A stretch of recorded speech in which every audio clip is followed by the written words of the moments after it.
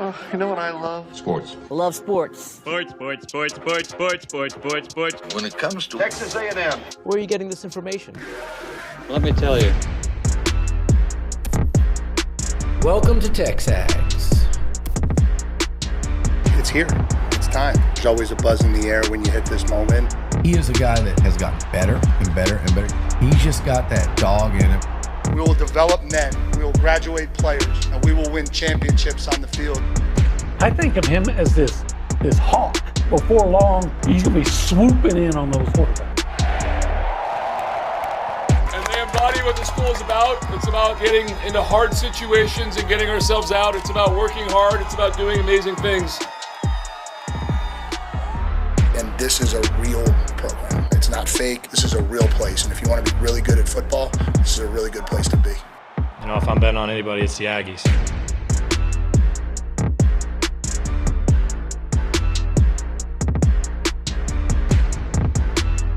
Mr. Buchanan? Mr. Nuño. What's up, brother? Just another day in paradise. Yeah, well, I figured today, we got a stacked show. I'm talking a stacked, okay? Okay. But I figured we'd start off with some football because you know what, OB? What? You tell me. There's never a bad time to be talking about football, especially college football and particularly Texas A&M football. Yeah, so I'm going to read you a little blurb from CBS Sports. Okay. While I disagree with them, I like their perspective, okay? All right. CBS names one key game that could define the season for each post-spring top 25 team. At number 8, Texas A&M, it says the A&M versus LSU game on September 26th. And it says the Aggies have a laundry list of key games on their 26th slate, but few are far more important than the early road trip to Baton Rouge. Not only is it a rivalry game, but it also may have a major impact on the SEC championship race. If A&M goes into Baton Rouge and loses, it may have to go 4-1 in matchups against Alabama, Tennessee, Oklahoma, and Texas in order to finish the regular season with just 2 losses. Okay. I don't think that's the key game, but I think they're thinking, their rationale, it makes total sense to me, and I don't disagree with that line of thinking, because I think like you, it doesn't matter until November. Now, You can blow it before November. Yes, we've seen that. But let's be honest, we've seen, if they blow it before November, it wasn't going to happen anyway later, right? So then sure, the LSU game is a disaster. But you can lose an early game and survive a fun season. But I think what you do that last month, to me, dictates what this team looks like. So I would have to pick one of the final 4 games for me to be the defining game, or the one key game that could define the season. I'm going to have to agree with the report. Okay. Yeah. I think if they beat LSU, and again, LSU is supposed to be magnificent. We'll see. But if they beat LSU, I think they'll be undefeated going to play Alabama. Mm-hmm. And I'm all for, getting a fast start and then seeing where that's going to take me. So yeah, I think that LSU game is going to be kind of a linchpin of sorts. Yeah, you're going to still have work to do. Well, okay, let's just say they're a 9-3 team. Okay. The defining game to me would be the Texas game. Okay? Finish the season, the regular season to me, it's something in that last month that to me will define the season. Because when we define the 26th season, significantly more success than failures. But we run into that roadblock of the Texas game and the Miami game. Mm-hmm. Yeah, and the Texas game, it mattered because maybe if you win, you're probably in the top 4. Well, you're in the SEC championship. You should have been anyway. Yeah, but unfortunately, the conference championship games have lost a lot of meaning. Yep. You still would have gotten in playoff. Maybe you'd have been in the final, or in the maybe you'd have gotten a bye. But bottom line was, you were still in the playoff at home. Mm-hmm. And had a chance to win it. So. I guess under that. But when I think about, was it defined as having a game that you really good year? You can wrap your this, like for last year, you could say that there's 2 games that I think define the season for A&M. There's a couple you could point at, but for me, Notre Dame This is the one we hang our hat on the most, I think, and the LSU beatdown. Yeah. Those are the two games that defined the season to me. What defined the ending, we know, was the last two. Yeah. I would say, was it a good season? Was it a great season? How would you characterize last season? I would say it's a great season. Well, then I would say either LSU or Notre Dame defined it. Yeah. Because it wasn't a great season because you lost to Texas and Miami. I think for me, it was a great season because my expectations were not an 11-1 regular season. I was closer to 9-3, maybe even 8-4. Okay, that's where I was last year. I was leaning towards 9-3, but that Notre Dame game early, just like this LSU game that they're pointing out to me, was that road test road test and test to start the season. Like, this is where we're going to find out who they really are. That might be the case for this A&M team this year. We might find out that the rest of the season, look at who we have. But I think I just have post-traumatic stress when it comes to the end of football seasons, and I'm like, we could be really good then. What to me is going to, like, had A&M beat Miami, we might say last year the South Carolina game was the defining moment. Absolutely. Right? Yeah. And I don't know why the Miami game gets defined by the South Carolina game. The South Carolina game just felt like, after the season was done, it was amazing, but it showed that there were some issues brewing. Had they won that game, I might have been like, dude, if we don't win that game, we may not make the postseason, and here we are. And I would almost come back and say, no SEC game is a gimme, but I don't know that a defining game is as spectacular as the comeback was, is a home win over a losing team. Yeah. To me. But the fact that they were down 31. Right. The comeback was amazing. To me, first of all, I guess I'm not playing the game. To me, first of all, you can't define a season on one game. Agree. Maybe one game can be pivotal, but and I go back to Notre Dame. Like, what was it? 2 years ago, they lost. They beat A&M, huge win, lost in Northern Illinois. Yep. So, there's just too many games you can lose. Well, it is impossible without knowing the storylines what the most pivotal game of a season is. Put up the schedule for me, Reese, if you don't mind. I think the most pivotal game for A&M last year was the LSU game. Okay. And then if I were to look at it this year, I might say Alabama. Okay.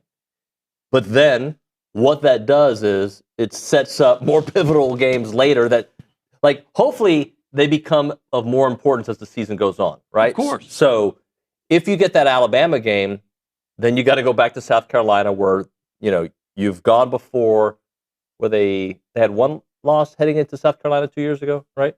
When they lost to Notre Dame, that was the only loss, and then they started to unravel. I would say that Alabama game, but maybe it's that South Carolina game, which, again, we don't know how good they're going to be. Because we do. Huh? Oh, they're going to make the playoffs. They're going to the playoffs. Right. I think I'm giving you 52 answers here. For me, Texas is the defining game of the season if you're in the mix for a playoff spot. Not me. It wasn't last year. No. It definitely affected your seeding. It affected the way I looked at the season. Yeah, but you know what? Again, look, I didn't go to A&M, so maybe I'm way off on the whole Texas thing. Texas, to me, I want to beat them more than any other team. But Texas, to me, is not I don't put as much emphasis on beating Texas as almost 99.9% of Aggies do. There are bigger fish to fry than Texas. Well, but hold on for a second. I agree with you. I do hate them as a football program with all my soul, right? But that being said, replace the name with any SEC team. When you're that close to the finish line and that close to an SEC championship game and that close to a top 4 seed in the playoffs, that game, regardless of who it was, the last game, to me, kind of defined what the postseason was going to look like. The bottom line was, I wanted to win. I wanted to go to Atlanta and I wanted to, win some money. But you lost to Texas, and you were in the national championship playoff. Yeah. And I know you'll agree with this. as much as we want to beat Texas, and as I wanted to beat Miami as reviled as yes, had A&M beat Miami, Texas wouldn't have mattered. Yeah, but they didn't. But they didn't. And then they lost again. And that's, I think, again, though, going back to the South Carolina game last year, we started seeing some issues, right? We saw some major issues. Before that game, where did we start seeing issues? I'm trying to think back. I mean, there were issues week 1, week 2, week 3, stopping big plays, yes. Yeah, the issue we saw was the first play of the second half against UTSA. Mm-hmm. When Robert Henry goes 75 yards for a touchdown. Didn't Utah State do the exact same thing? I think so. I don't know if they went close. But that, we can look back to say, okay, look, yeah, maybe there's a lapse. But when UTSA, as good as Robert Henry is going 75 yards for a touchdown against you, you're going to be thinking, oh, my gosh, what's Notre Dame going to do? Mm-hmm. What's LSU going to do, which was not much? Or, any SEC schools like Missouri. Fortunately, most of the time, it wasn't a major issue because you still won. But then it was a major issue, especially against Miami. The landmines, that is the SEC. Hey, everybody, this is TexAgs Live. You knew that. I knew that. And you know what else I know? Well, tell me more. I know that TexAgs Live is brought to you by David Gardner's Jewelers. He is a gem of a human being. He is. Yeah. And we are currently in a place that we call the what? The Rollo Insurance Studio. Jason, Jackson, Keith, Morgan, the boys, the girls, the humans. All of them. And this hour, we gave it a name. We call it the Go Hour. Mm-hmm. And that's brought to you by the warehouse at CC Creations. And we are currently hanging out in a place that I love to sit in. Yeah, the Holistic Planning Cool Zone. It's very cool to hang out at the Cool Zone. It's pretty cool today. What's cooler than making money on money? More money. Yeah, more money. More money, more problems. I got to tell you, I like money. Yeah? Wish I had more of it. You and me both. You know how you can get more of it? You go to Holistic Planning? Holistic Planning Cool Zone. Yeah. You can become a rapper. I can't. Yeah, that's true. Good point. And if you want to be a part of the conversation, you can call us up on the Buppy's Catering and Bartending hotline, 979-693-1150, or you can text us on the Catalyst Pure Performance Energy text line. That number has... Same number. Oh. It's 979-693-1150. We go around the room. We go left to right. We go behind the glass. I believe... Help me out with the new nickname that I didn't know. Is it Relaxing Reese Nygren? Nonchalant Nygren is the name that Kay Nagley has given me. You are a little... So we got Nick Savage, who's kind of like... I don't want to say a drill sergeant. That's a little bit... He's chalant. He's chalant, yeah. He's chalant Savage. Chalant Savage. And we've got Panic Kincaid. But is he still panicking, or does he panic? He absolutely panics. I mean, I see a little sweat on the back of his neck. Oh, yeah, there's a lot of panicking going on. Reese, though, is like... Right now, can you look at your phone or your watch and tell me what your heart rate is at? I cannot tell you what my heart rate is at, but it's probably elevated than if I were doing anything else. Okay, well. If that's elevated. Yeah. What's this normal heartbeat, just like a flat line? Yeah. I don't think you need anesthesia if you ever have surgery, Reese. What do you have for us? So I was curious, y'all's thoughts. Some people say that week 4 in the schedule might be a little bit too early for a season-defining game. So is there ever like a week in the season that's too early for a season-defining game? Like week 1, is that too early? Like it depends on your team and your schedule, right? Yeah, for years, an example, for years, Tennessee and Florida played in week 3. And that game for both teams kind of defined the season. It kind of launched you either way. Yeah, there you go, launched. Because for years, Tennessee couldn't get past Florida, and no matter what happened in the rest of the year, like Peyton Manning didn't win a Heisman Trophy solely because they lost to Florida. Right. And there were times that they didn't make a championship or were denied a championship because they lost to Florida. Meanwhile, Florida, when they would beat Tennessee, still work to be done. But that was kind of like that game, and it can be that way. It's kind of like the one that says, all right, this will define how good you can be. Yeah, I agree with that. Let's go to the Angry Elephant News and Social Center. Justin, ¿cómo estás? Bien, ¿y tú? Aquí nomás. What's up? What do you got for us? I know you probably don't even want to hear my take, but I want to hear it. I wanted to chip in on this conversation a little bit. I think that I agree with you, David. I think Texas is the game that will define the season. Because if you look at it, to me, we will probably need that victory to jump into the playoffs. In my if they opinion. go 11-1 and lose to Texas, I don't know if they go 11. I'm just straight. saying, if they go 11-1 like last year and lose to Texas, does that define the season? No, because they'll still make it. That's fair. Man, I don't know. Losing 3 straight years to them. That's the thing. So, I don't want to talk about it Losing anymore. at home to Texas again would not be ideal, and they'll probably be the highest ranked team we play all season. Here's 2 years ago. To me, what was the defining game 2 years ago? Was it the loss to Texas? Probably. See, I think it was the loss to Auburn. Oh. But we would have made. I guess we. I need to bring up this stuff. Hey, so my follow-up to you would be, I hope the Texas game is the defining game. And then I hope that the playoff game that they're in is, you know what I'm saying? Like, right. I just hope that the defining game keeps getting delayed. Does that make sense? Mm-hmm. Like, if I hope the defining game's played mid-January. Exactly right. So, like, as of today, if we're only talking, like, obviously we can only talk regular season. I don't know how good A&M is going to be. I think they're going to be pretty good, right? I think we're going to be. Yeah, I think that LSU game will kind of give you an idea of how good you can be. Yeah, and there isn't a right or wrong answer, right? Like it's just like it's what works for you. Reese, did you ever tell us what worked? What you thought? No, you didn't. You just went straight to question mode, like you're a reporter. He was too nonchalant. Yeah, I mean, I do also believe that LSU game is the season-defining game, just because, like, if you pick up a loss that early in the year, you still have road trips to Tuscaloosa, to South Carolina, and then you have home games against Texas, and also a road game in Norman. I'm going to say borrow a word from you. The LSU game will launch you into success or potential spiraling downward. Well, which maybe in your word defines the season. Yeah, what's it going to be that pivotal game? Pivotal game.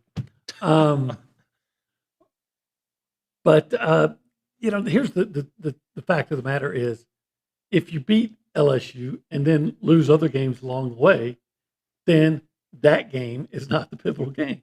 Right. If you lose to LSU but gain traction and end up beating Alabama and South Carolina and Missouri and Oklahoma and Texas, that game obviously wasn't the defining game. Right. I know we're speculating, but I don't know that the last game is going to be the defining game, no matter who it is.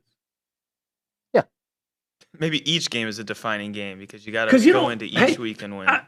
I just wrote about this, and it's not about the game itself, but 2022. A&M played at that time its major rival in the last game and beat the dog snot out of LSU. Devon A-Chain going crazy. They went 5-7. They went 5-7. That's right. The defining game of that season was App State, and that was early. Oh, I don't want to go there. Yeah, we've gone through it, haven't we? Oh, man. Look, there ain't an answer to this question.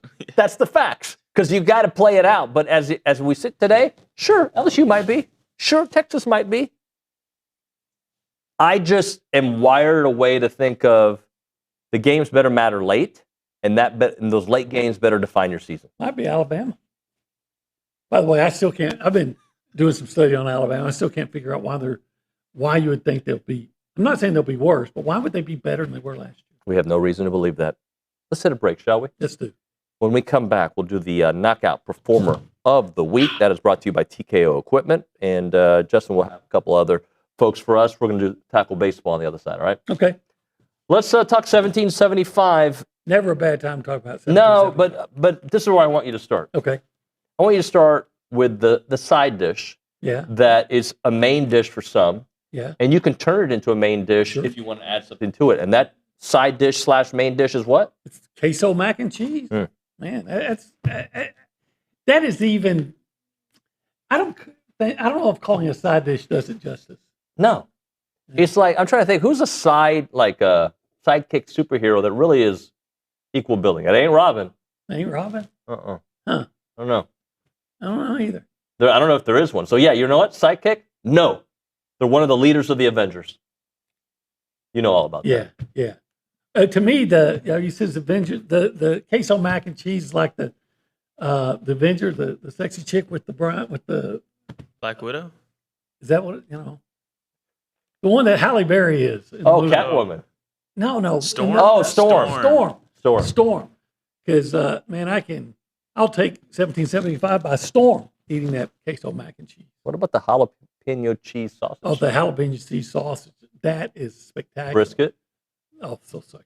Man. Oh. That's the Wolverine. The way you say succulent there sounds, Succulent. yeah, it sounds like a romance novel. It is. Yeah. I'm in love with the brisket at 1775. I have a response, but I won't go there. 1775txbbq.com is the website. You can call them up, 979-492-6241. It is 1775. Yeah, it's really good. Qué rico.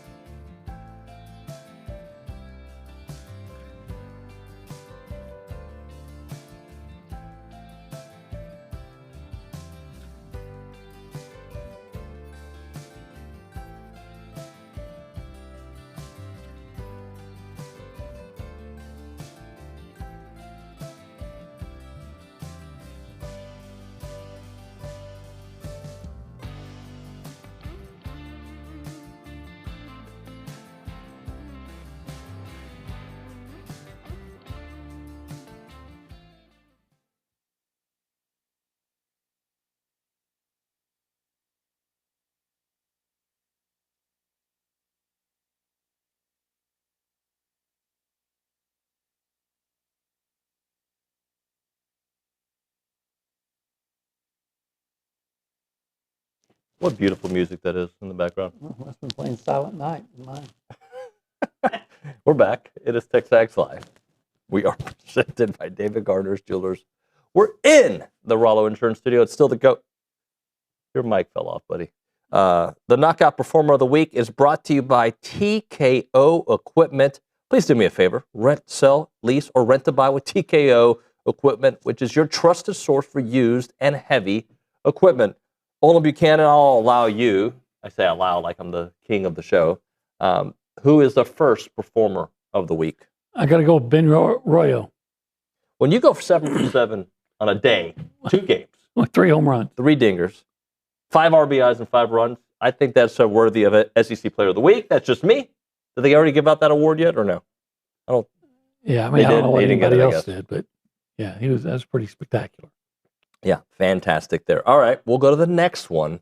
I say Clayton Freshcorn. Okay. Gets the loss, unfortunately, but 5 innings, 2 hits, 1 run, 1 walk, 5 strikeouts.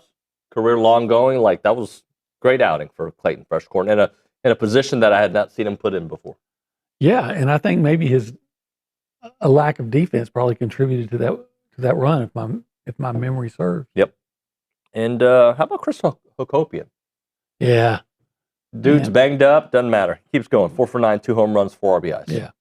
It was outstanding, too. Oh, 5 for 14, according to that logo right there.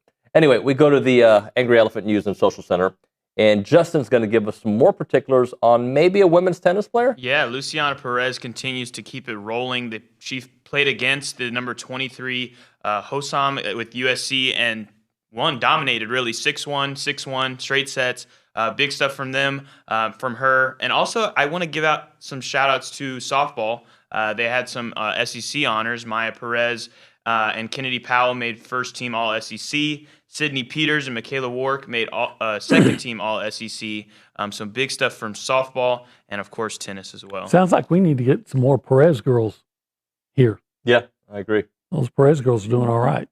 By the way, Justin came up with some good sidekicks that are maybe even higher profile than the lead character. the lead character. That higher profile? Yeah. Woo. All right, so we're going to start with Chewbacca with Han Solo. You could argue Chewbacca is more of like the fan favorite, in my opinion, at least.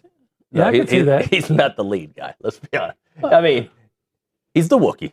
He's the Wookiee. He's not a bigger deal than Han Solo. Come on. But who always tries to imitate Han Solo or Chewbacca? Chewbacca. Yeah, I think Han Solo's the lead. How about How about Donkey and Shrek? Donkey, kind of cooler than Shrek. Okay. To call them. Okay, hold on. I've just. That's not in the superhero world. So. Well, do they have to be a superhero? I thought we were doing that. But that's fine. No, I got a perfect one. Fine. Donkey. I'll give it to you. All right, I got a perfect one.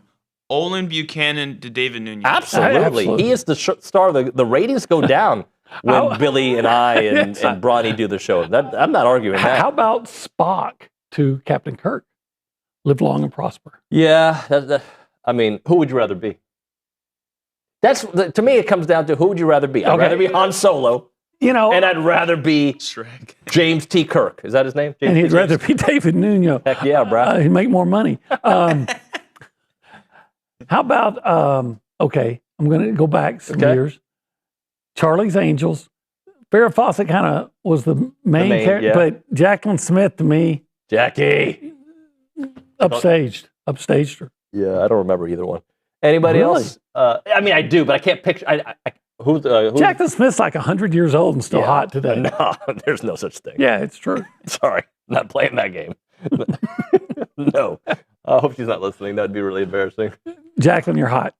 I'm sure she was. I prefer brunettes anyway. Eartha Kitt. Huh? Eartha Kitt.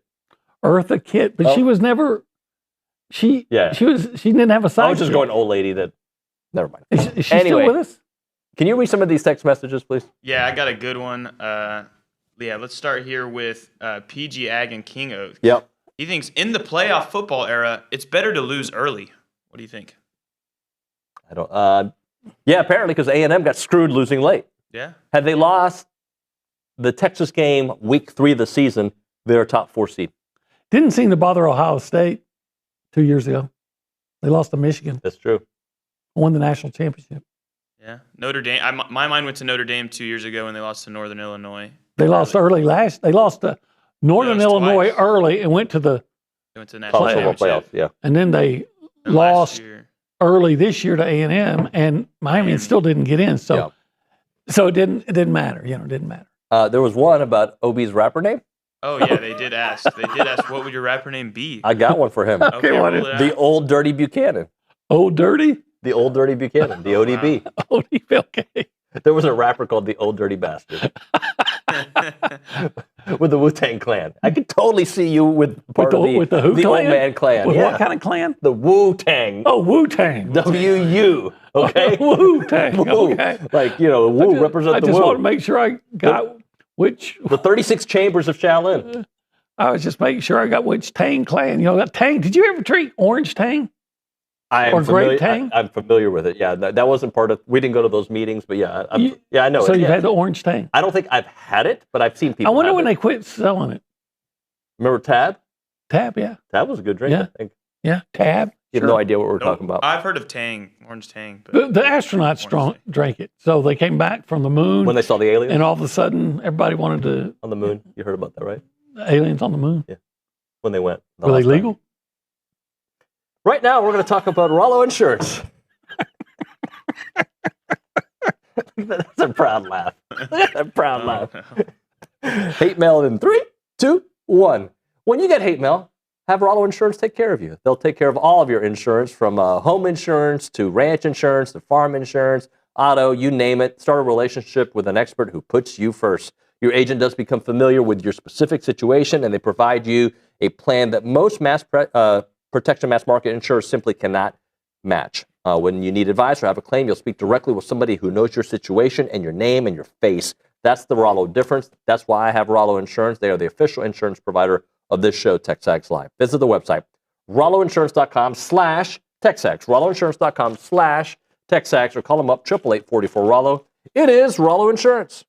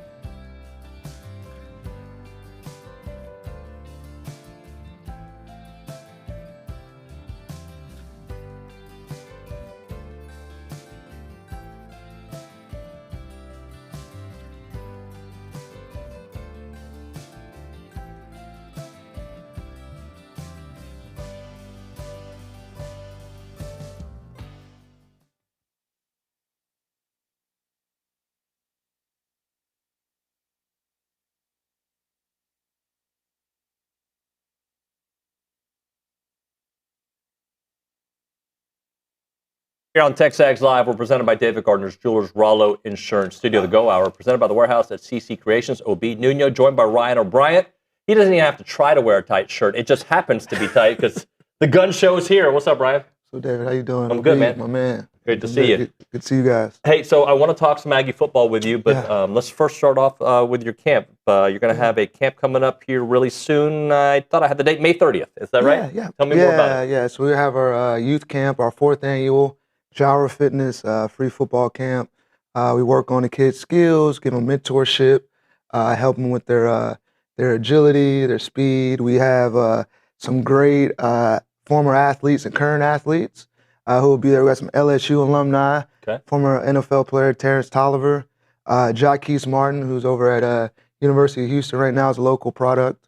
We're also going to have Dominic Steamer, who will be former A&M O-lineman. We'll have quite a few other current and former college football players as well. So it should be a lot of fun.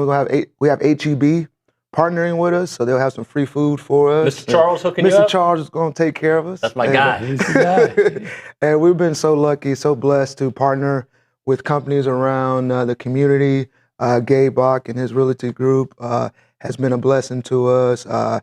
Dr. D down at Cornerstone. Yeah. He's done a tremendous job with us, among others, who's really been a blessing to us to have this camp go and be free of charge for the public. I saw Dr. D yesterday. So what makes your camp kind of different than maybe other camps? Yeah, my camp is more built around being kind of like the 12th man. And what I mean by that is all is welcome. You know, we're like a church. Everybody's welcome to it. It's not a charge. We take you at all skill levels. We just want you to be 1% better once you leave out of there. We have kids from all athletic abilities. What we have is at 10 a.m., we have the beginning group, so it's like 4 to 7-year-olds, more fun games, those types of things.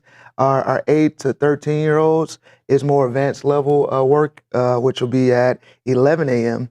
And then we're able to kind of get to more of the nitty-gritty, how to get out of your routes, for our linemen, right hand placement, those types of things for our running backs, DBs. We also, I forgot to mention, we'll have some DB coaches as well to help you in the secondary as well. So it's a comprehensive camp to really help you, and it's free of charge. And I think that's the biggest thing. Yeah, free. So that's the biggest thing. We're trying to just help the community, and also for the community to know who we are at Gyro Fitness. So, yeah, that's fantastic. Yeah. How many campers did you have last year? We had over 100 plus. This is our 4th one, so I would say at the end of this one, we'll have over 400 plus campers we've been able to serve in the Brazos Valley community over the course of our camp. So I would think it'd be more every year because as word gets around and kids talk about what a good time they had, and mom maybe has some errands that she needs to run. Hey, let's let them have a good time. It's really cool. Like I'll go around the community and I'll see kids with the Gyro Fitness football camp shirts. I was driving down the neighborhood a couple months ago. I was like, oh man, he got the Gyro Fitness shirt. So we're just trying to just be a part of the community and help as much as we can. So my daughters were training with a buddy of his, and we saw his group going. Man, he gets them going. What was the name of that field we were at? It was that Central? Yeah. Central Park. Yeah, Central Park. Yeah. Now, I really try to bring that same spirit that I was as a 12th man. I believe that God has placed a superpower with me, and that's encouragement. Yeah. So I try to encourage as many people as I can, and I think that gives them the energy to be the best they can be. And I try to do that in my training. Ryan, how's your vision? Good vision?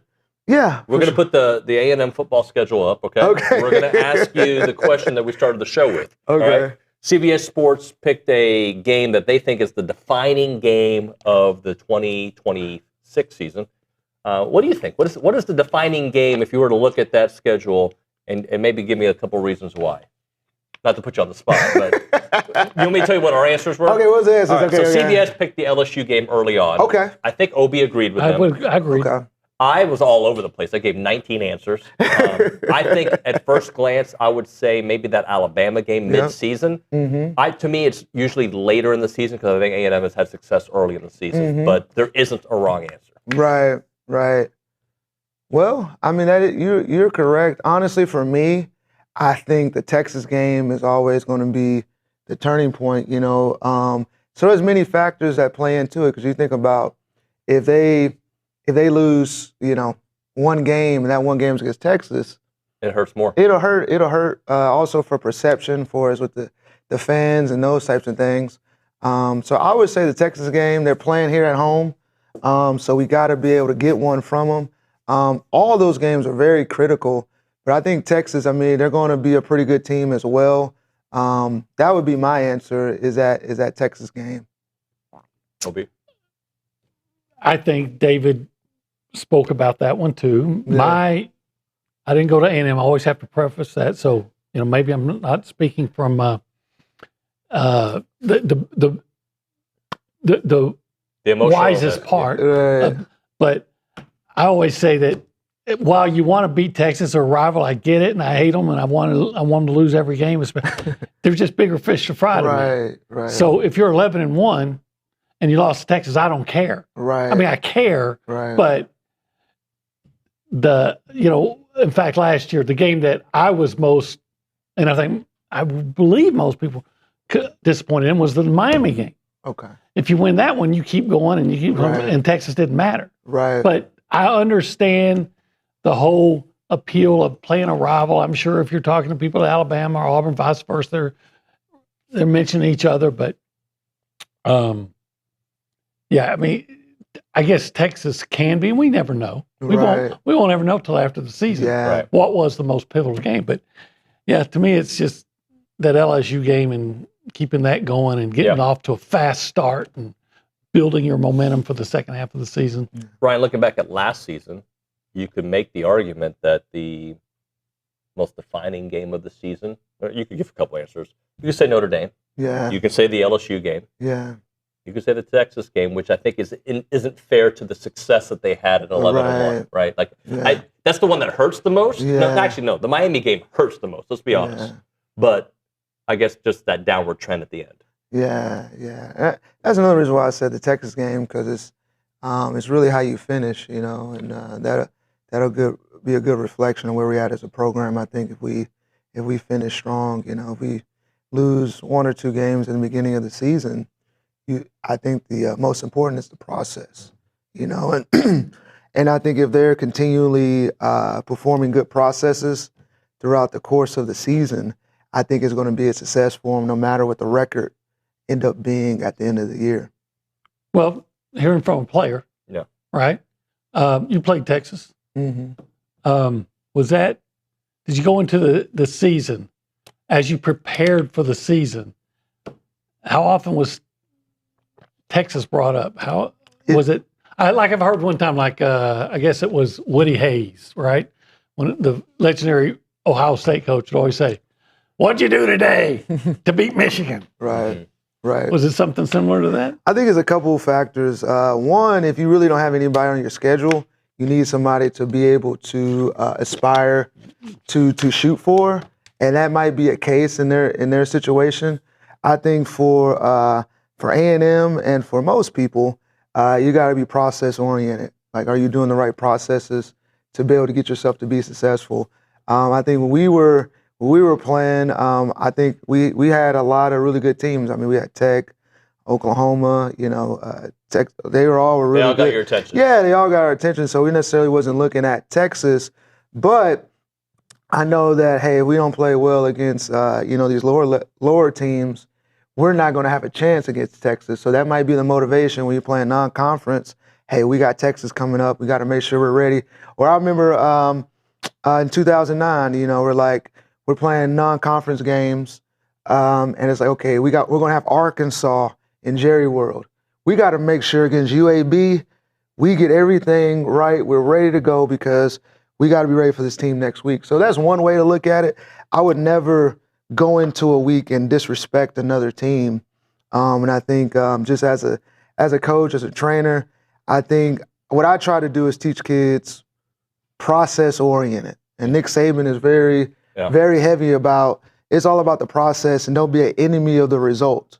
Because you could beat the first 3 or 4 teams by 50 points and you think you're doing a good job, but if your processes throughout the week is not good, you're going to eventually He's gonna catch up with he's you, going right? to eventually catch up with you. So, and I know Elko and those guys, I know they have a similar mindset about being about the process.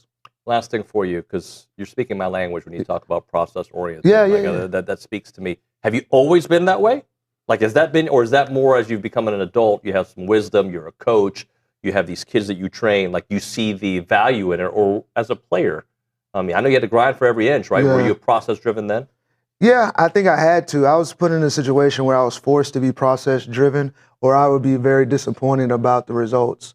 Toiling on a scout team as a walk-on, I had to worry about, can I get better? Can I block at fullback Justin Warren? I don't know if remember the Justin Warrens of the world, or the Michael Bennett's of the world. Hey, can I get better against them on scout team?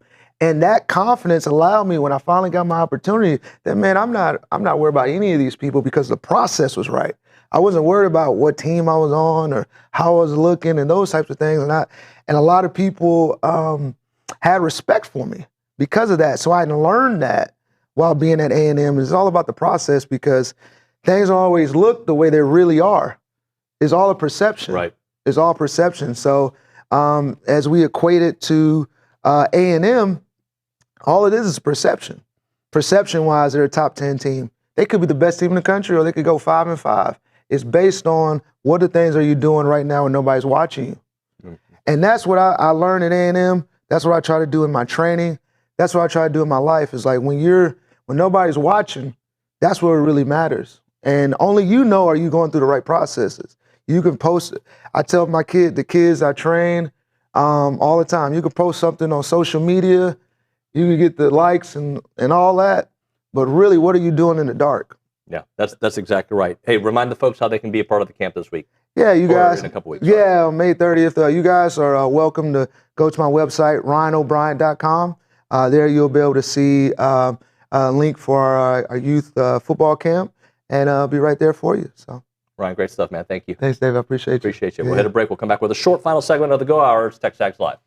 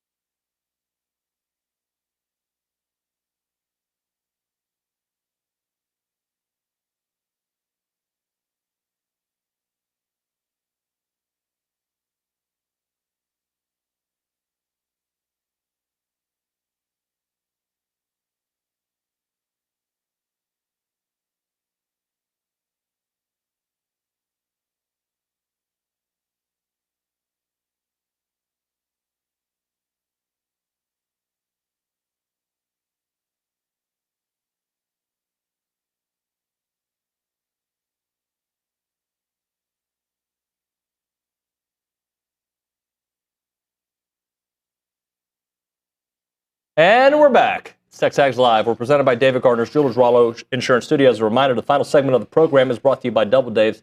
That's at 10:50. But right now, caller number 12, 979-693-1150. We're going to hook you up with your choice of a dozen pepperoni rolls or a large one-topping pizza from Double Dave's. They've been serving Aggieland since 1984 with your favorite pizza and, of course, those world-famous pepperoni rolls, reliable in-house delivery, bringing piping hot goodness straight to your door. Just click on doubledaves.com and your favorites are on their way. OB. Yeah. We don't have enough time to give this topic, I think, the justice it deserves, but I had it on the rundown to discuss, so I'd love to get a quick take from you. Okay. You see your boy Lane Kiffin? Yeah. You see his comments? Yeah. I think he thinks Baton Rouge is an awesome place. You've been there several times. There's some good Baton Rouge stuff, right? Yeah, I mean, I wouldn't want to live there personally, but it's a fun town. There's people that live there that don't want to live there personally. They even left the city and started their own city. There's a neighborhood right by campus that is amazing, by the way. Right, but I'll just say this.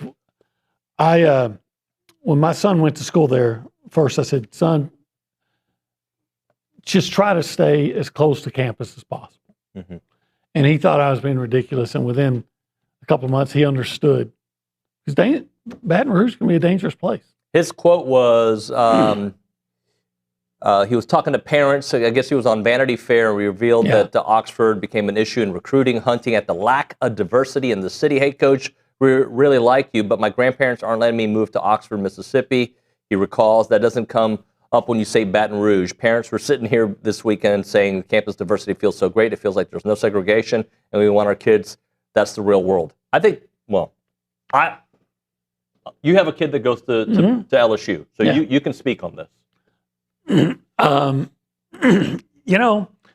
I've been to LSU, I've seen various ethnic backgrounds.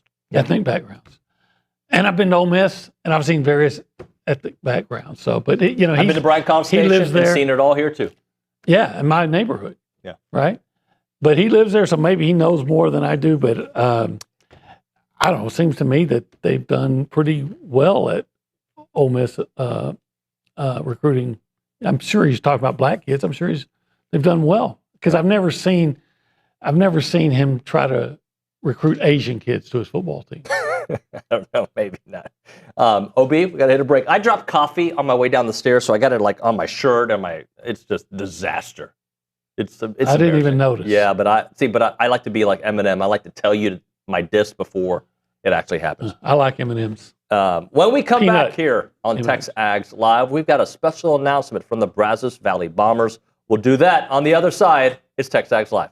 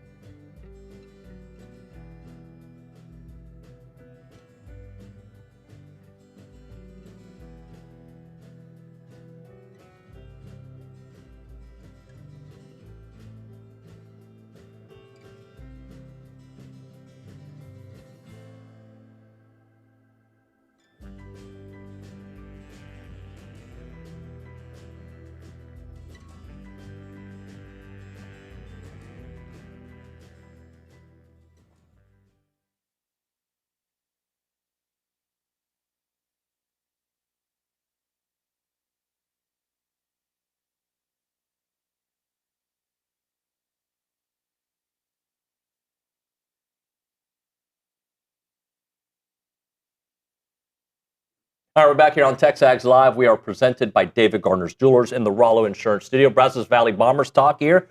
Uri Geva is in studio. Ryan Targach is in studio.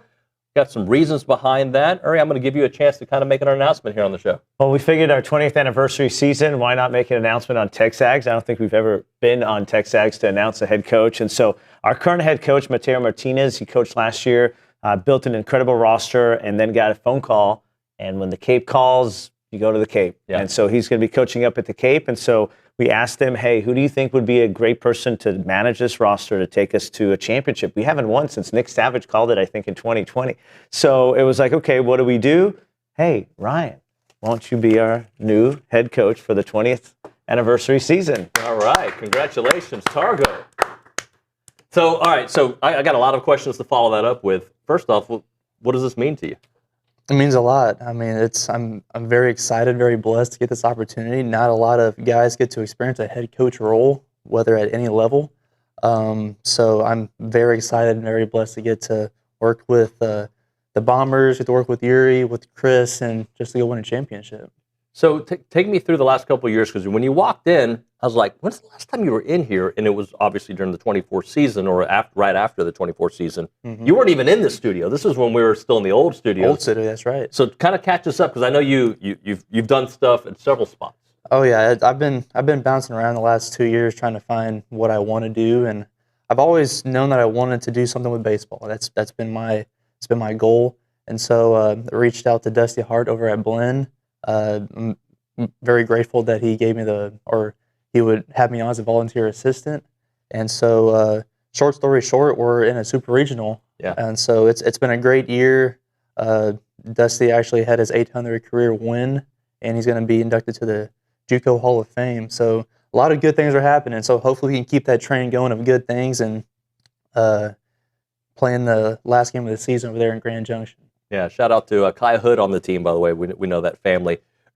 So how did he become the right candidate? I know you mentioned that he came with a very high recommendation, but kind of take me through that process. Yeah, no, of course. So Mateo last season when he was our head coach was like, hey, I really want Ryan to be on our coaching staff, and the time didn't work out and things didn't mesh out. So Ryan was doing what Ryan was doing, and Mateo and the group went out there, competed, made it to the playoffs again. And so when Mateo called me up, he's like, man, I don't know what to do. I've got this opportunity. I don't want to leave you guys hanging. I love the team I've recruited. I love the Bombers. What do I do? And I'm like, man, when the Cape calls, you go. It's a great opportunity for you, for your future career. And so talk to me. Who do you think you've got as someone that could fill in your shoes, that understands the roster that you've built, that understands summer ball, right? Because summer ball is between too serious and too much of a party animal, like that fine line of having fun. Yeah. Mm-hmm. And so someone that understands that can relate to the players, but can also get them some accountability and a little bit of fun. And he's like, man, I really think Ryan could do it. And the connection to A&M, the connection to community, the 20th anniversary season. He was the 12th man. It's time to win our 8th championship with the 12th man. Why not do that? So are you overwhelmed? Are you like, I'm just trying to think, like, it's a lot on your plate. You've played in the SEC, so I think you can handle stress pretty well. Like, I think you'll be fine. But like, what are the emotions about the actual gig itself? I think as far as the overall gig, there's no doubt in my mind that I can do it. I do have 2 great assistants that I can lean on. I have a bunch of coaching connections that I have to lean on. I'm just super excited to get going. I can't wait to get going. Obviously, let's go ahead and win a championship in something else first, and then let's go ahead and win a championship this summer. Yeah, I definitely want to ask you about the baseball team here in a minute, the A&M baseball team. Uri, when you walked in and I saw the note, I was like, 20 years? Like, I remember when it started. Just how has it gone by so fast, and your emotions behind that? It's you don't think about it, right? We don't age. The kids age, and you're like, oh. Except for our gray hairs, right? Right, our gray hair and some wrinkles, right? But those are all wisdom years.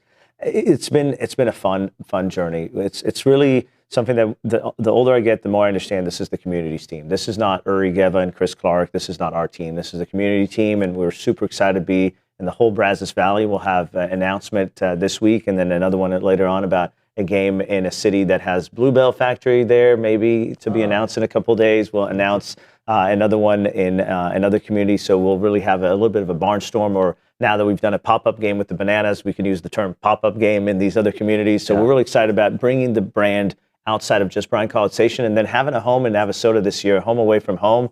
That ballpark is phenomenal. The experience we had with the Banana Ball game really got it fine-tuned so that when the Bombers are playing, we're going to have all that same fun. Fireworks, some other additions that we'll have, and lots of home runs. So I think, as I reflected back, me and Ryan were talking about it, we are not a home run team. 19 years, we probably hit more home runs this season than we will in the previous 19. Oh, yeah. The ballpark dimensions are so different. Our old facility there, super deep fences, 400 at center, 4 or 5 at the gaps. The wind was always blowing in. You had to be Superman to hit home runs there. In the Banana game, 2 home runs in 1 game. So I'm really excited because fans love home runs. Right. Fans love the long ball, and why not do it? And with the wood bat, that much harder. Mm-hmm. And you've got the right pitching combination. You can make sure that the other team doesn't hit the home runs, and we do. And so it's been really fun to be part of the community and to give back through baseball, fun, and entertainment. Brian, what do you want the identity of the team to be, and what do you think your managerial style will be? I'm sure you'll fine-tune it as the year goes on based on your talent, but just take me through what you envision. I believe on both sides of the ball, I just want the game to be played the right way. Pitch and play defense on the defensive side, and as far as the offensive side, we're going to swing and strike and take balls. Me and Yuri were talking about it earlier, is that just playing the game the right way, just give what the game, or take what the game gives you. Mm-hmm. And so whether it be you get a 2-0 fastball down the middle, yeah, we're going to put a good swing on it. But if we're 0-2 down the count, we're not going to be trying to get our big swing off. We're just going to be trying to put the ball in play, make the defense work, get a good 90 down the line, and just play the game the right way and just do your job. I feel like if you just do your job, that kind of takes the outcome goal out of it, and it's more of a process-oriented goal. And so if we just go from, instead of I got to get the big hit, I got to hit the ball in the gap, I got to throw this pitch in this spot, just do your job. Yep. Just get the ball in the zone as a pitcher, as a hitter, get a good pitch to hit. Good T-shirt. Do your job. That's it. Yeah, do your job. Just the Patriots won like 6 Super Bowls. Yeah. I don't like to think, or I don't like to make things super complicated. That's how I feel like my years at A&M, everything was super simple because the game's it's a really hard game. Yeah. And whenever you look way into it, you can go down a hole. But whenever you keep things simple and you keep things surface level, of course you can go deeper and deeper, but you keep things at a surface level, you'll be just fine. I'm embarrassed to say, I don't know like the history of how the Bombers came together. Take me through your journey to make that a reality and how you got involved and all that. Yeah, so this was the winter of 06, I think, right? December of 06, so 2006. I don't know if, our audience was alive even back then. Right, in 06, I was at the winter meetings for independent and summer ball teams in St. Louis, and I was sold on the concept that, hey, you and your crew would be amazing to own a team in the Texas Collegiate League. And negotiations later and negotiations with the city at the time and Brian and a vision came to reality.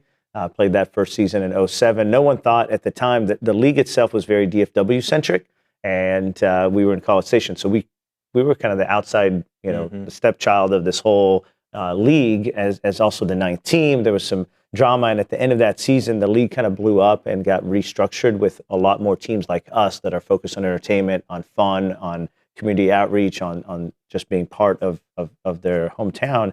And so the league has grown, and now in our 20th season, there's 8 teams, 5 in Texas, 3 in Louisiana. We have 2 new teams, one in Abilene, the Abilene Flying Bison, and then the Sherman Shadow Cats. Shadow Cats. And so the league has grown, it's moved around, and for us, it's always just been a passion of doing something fun, entertaining. I used to say that I don't like the game of baseball, that I'm focused on 9 innings of entertainment. However, right, I've got 3 kids who play the game. And changes, right? Yeah. Changes. And I've watched hundreds of baseball games, and it really has shifted my mindset. And I do love the game tremendously and respect it and look at the things that are moving and shaking and make a team better. And there's so much psychology, right? And growing players either in youth or in the college level, right? You're trying to just make better men, better women, and not just and learn the lessons from the game. And the game does give you a lot of life lessons, right? It sure it's a does. game of failure, just like life is, a lot of challenges. But once you hit it, go celebrate those first downs or base hits in this case. So update us on, okay, you're playing in Navasota this year. So just kind of update us on the why, the how, and what's next.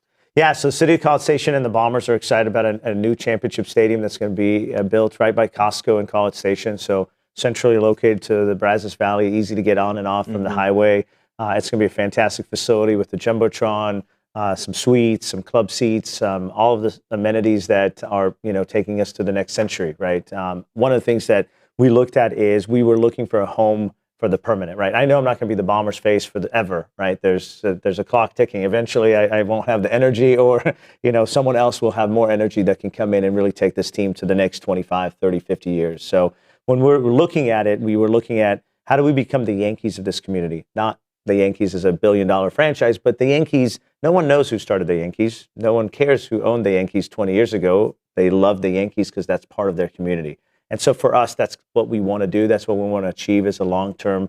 And so we felt that College Station with a new facility will give that ability for that longevity to be part of the Brazos Valley for the next 100 years.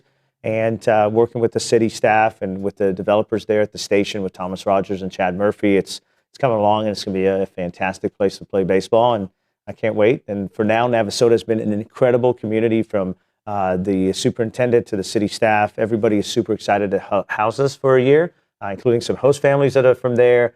So it's really fun because we're opening up the fan base that much wider, and be the whole Brazos Valley and not just Bryan College Station. Either of you can answer this, but how does success around you impact your game? For instance, we had the big game at Kyle Field the other day, right? That was huge, right? We have the Bananas in town, the Aggie baseball team. How does that kind of impact the energy around summer ball? I think it just kind of sets a standard for how you want to go about things. I know that having banana ball over there in Kyle Field, that was awesome. I was actually here for that Sunday game for the Aggies, and that's all I would hear. That's all that was talking about. And so, that was a huge success whenever that happens. And then having a pop-up game over there in Navasota, another huge success. And so I think it just that's something to build off of from another organization. And so whenever you can follow those lines, I think we're going to be in a great spot. I got to ask you about getting the number 12 when you were here. And I know we talked about it at the time, but now that you are away and you've had some time to reflect, has it changed? I mean, I know it was impactful the day you were told, but yes, looking back at it now, what does that mean to you? I think I've said it before whenever I'd received number 12, but it was because of the core values and standards that I was being upheld to for the university. But to me, that's just who I was as a person. That's who, being at the university, that's who they made me to be.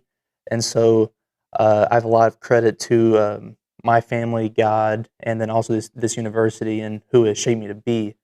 And that's continued into my coaching career, this short career so far. And it's funny too, just the connection to A&M and being the 12th man. I'm the first base coach over there at Blinn, and so I'll get to speak with the umpires, and they're like, I heard that you're H squared. I'm like, H squared?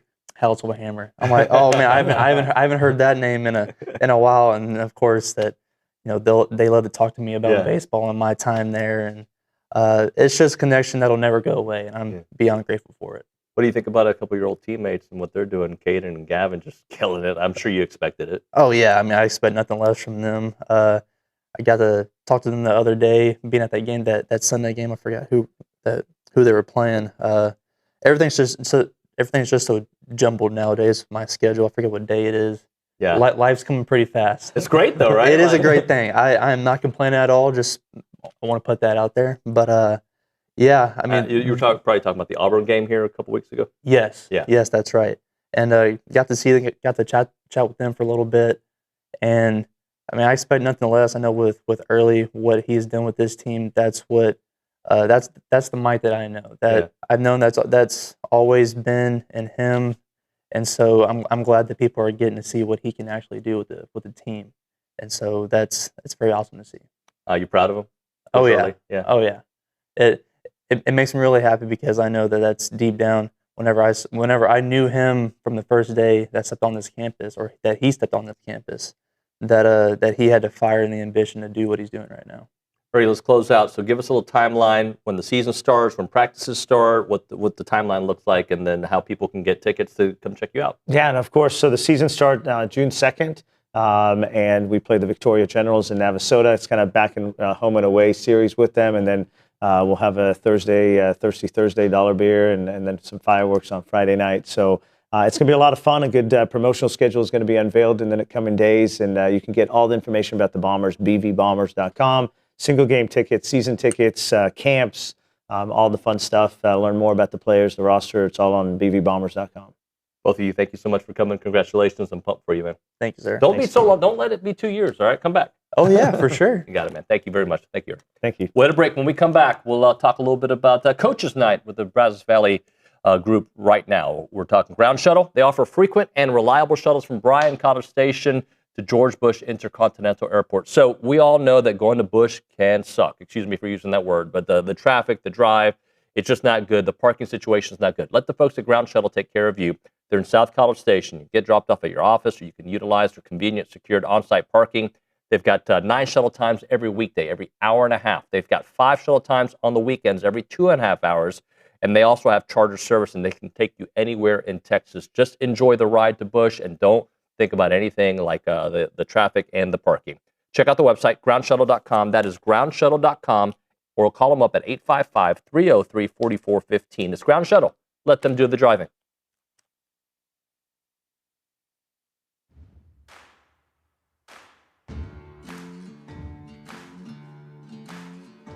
Hey everyone, David Nuño here of TexAgs Live. I want to introduce you to the team at Holistic Planning. Got Jason Barber here, Taylor Pankratz, and also Paul Meredith. Jason, I want to start off with you. What really sets Holistic Planning apart from the others? Yeah, so what makes us different is most financial advisors stop at investment management. On the other hand, Holistic Planning, we manage investments, taxes, and estate planning all on one team, all underneath one roof. Now, Taylor, when everything is coordinated like that, it really helps the bottom line, doesn't it?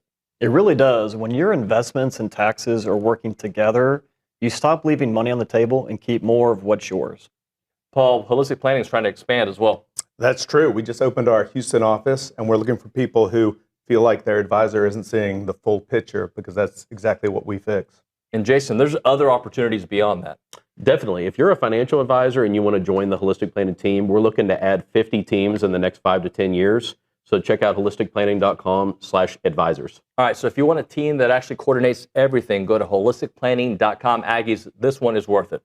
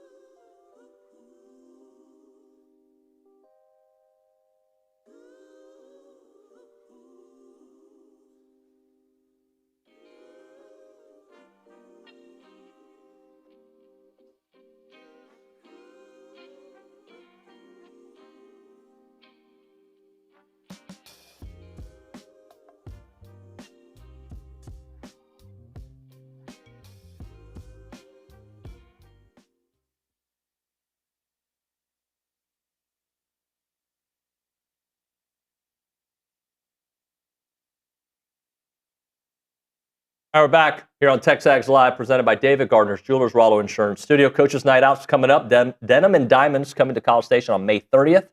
This year's event is bigger and better than ever, and we're sitting with James Palacios, class of 17. I got to add the Spanish accent. Thank you. President-elect. Welcome to the show, man. Thanks for having me. I appreciate being here. So let's, okay, there's a lot of changes. We'll get into that. But for those who are not familiar, tell me about Coaches Night, the way you all do it. Absolutely. So we are with the Brazos County A&M Club. The Brazos County A&M Club is the alumni group here for local Aggies in Brazos County. Coaches Night Out is our largest fundraiser of the year. It raises funds for students here in Brazos County for ring scholarships, academic scholarships. This year, we're thrilled to be supporting the Corps of Cadets Association, specifically the Corps on campus, and all with the intention of raising funds for students here in Brazos County specifically. And the idea is we're hosting coaches from Texas A&M Athletics. This year we have Coach Bucky McMillan coming. We're hoping for Jamie Morrison to make an appearance, as well as swimming and diving coach Blair Anderson will be appearing as, I'm missing one, I apologize. Trev Alberts. Trev Alberts is also scheduled to come, thanks.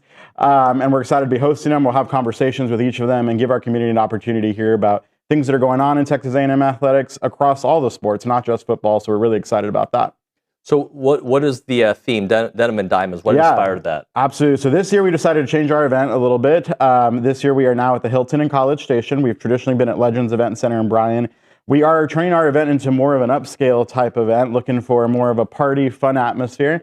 That's why you'll notice it's Coaches Night Out this year, because it's a night out. We want people to come out, have a good time, get dressed up. We're going for this Western attire. That's why it's Denim and Diamonds. You know, shake off your boots, put on your hat, come out, have a good time.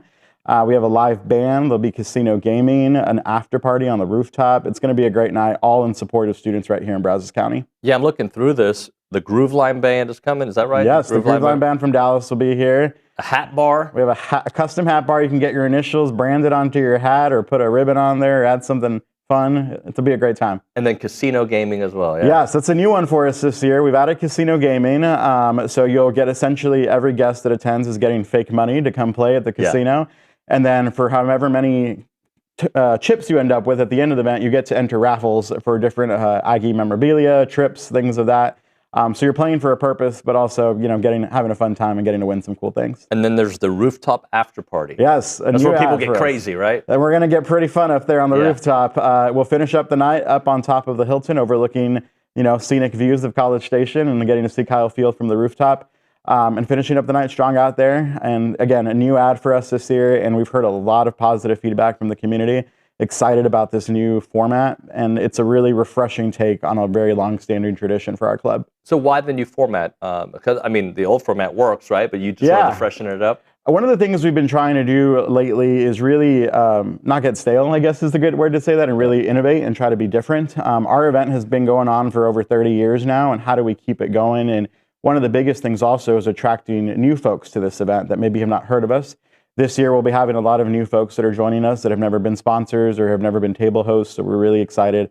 We're also trying to generate new alumni to come be involved with our club. We're looking for new, younger alumni to come join us.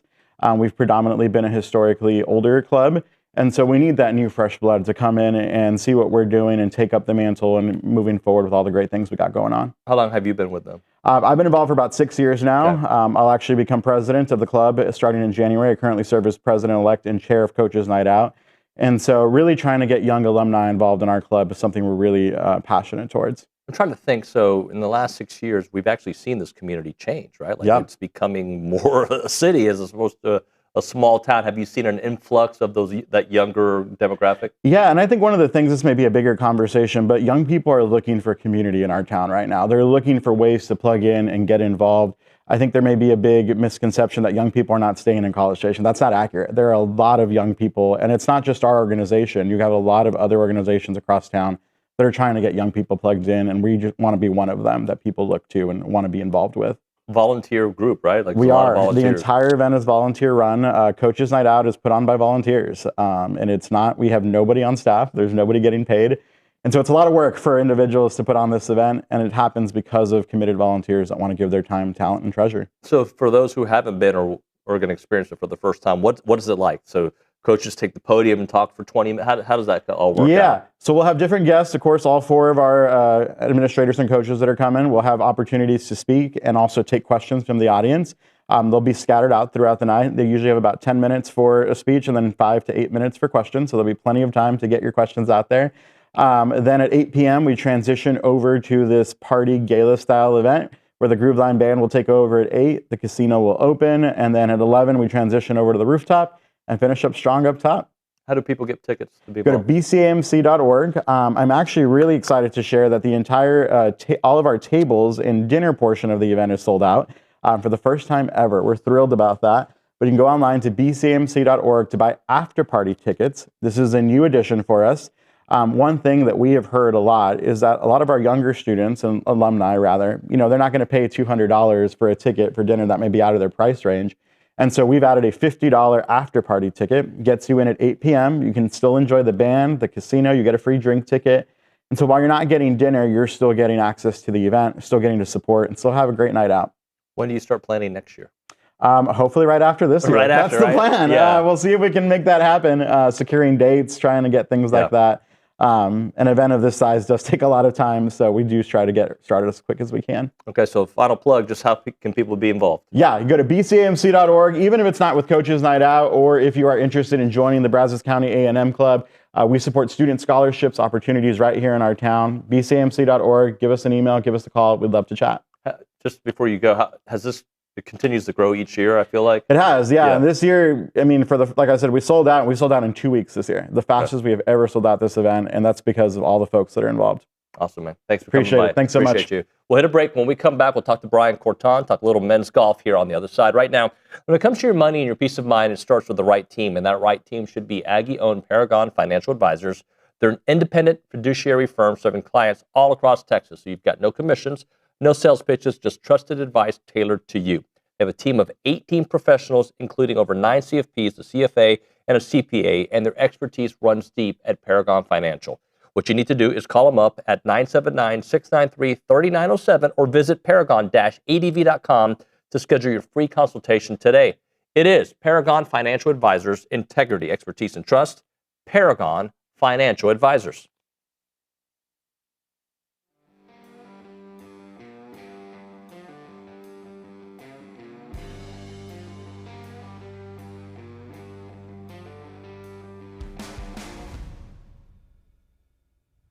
Hey guys, David Nuño here to talk about our new partners with EventPipe. They are a leader in hotel booking technology, and now they're giving you a chance to support Aggie student athletes every time that you travel. Thanks to their partnership with United and EventPipe, whether you're heading into a game, a business trip, or family vacation, every room that you book comes with cash back in the pockets of Aggie athletes. That's a wonderful deal. And with EventPipe, you'll get discounted hotel rates up to 20% lower than the major travel sites, while enjoying a fast, easy booking process. They've even created Presto, EventPipe's quick launch booking solution. It lets organizations build branded hotel sites powered by live hotel inventory, making it simple to book the perfect stay. So next time you want to book a trip, do it the smart way with EventPipe and support Texas Aggies NIL through United. Visit their website, tau.eventpipe.com.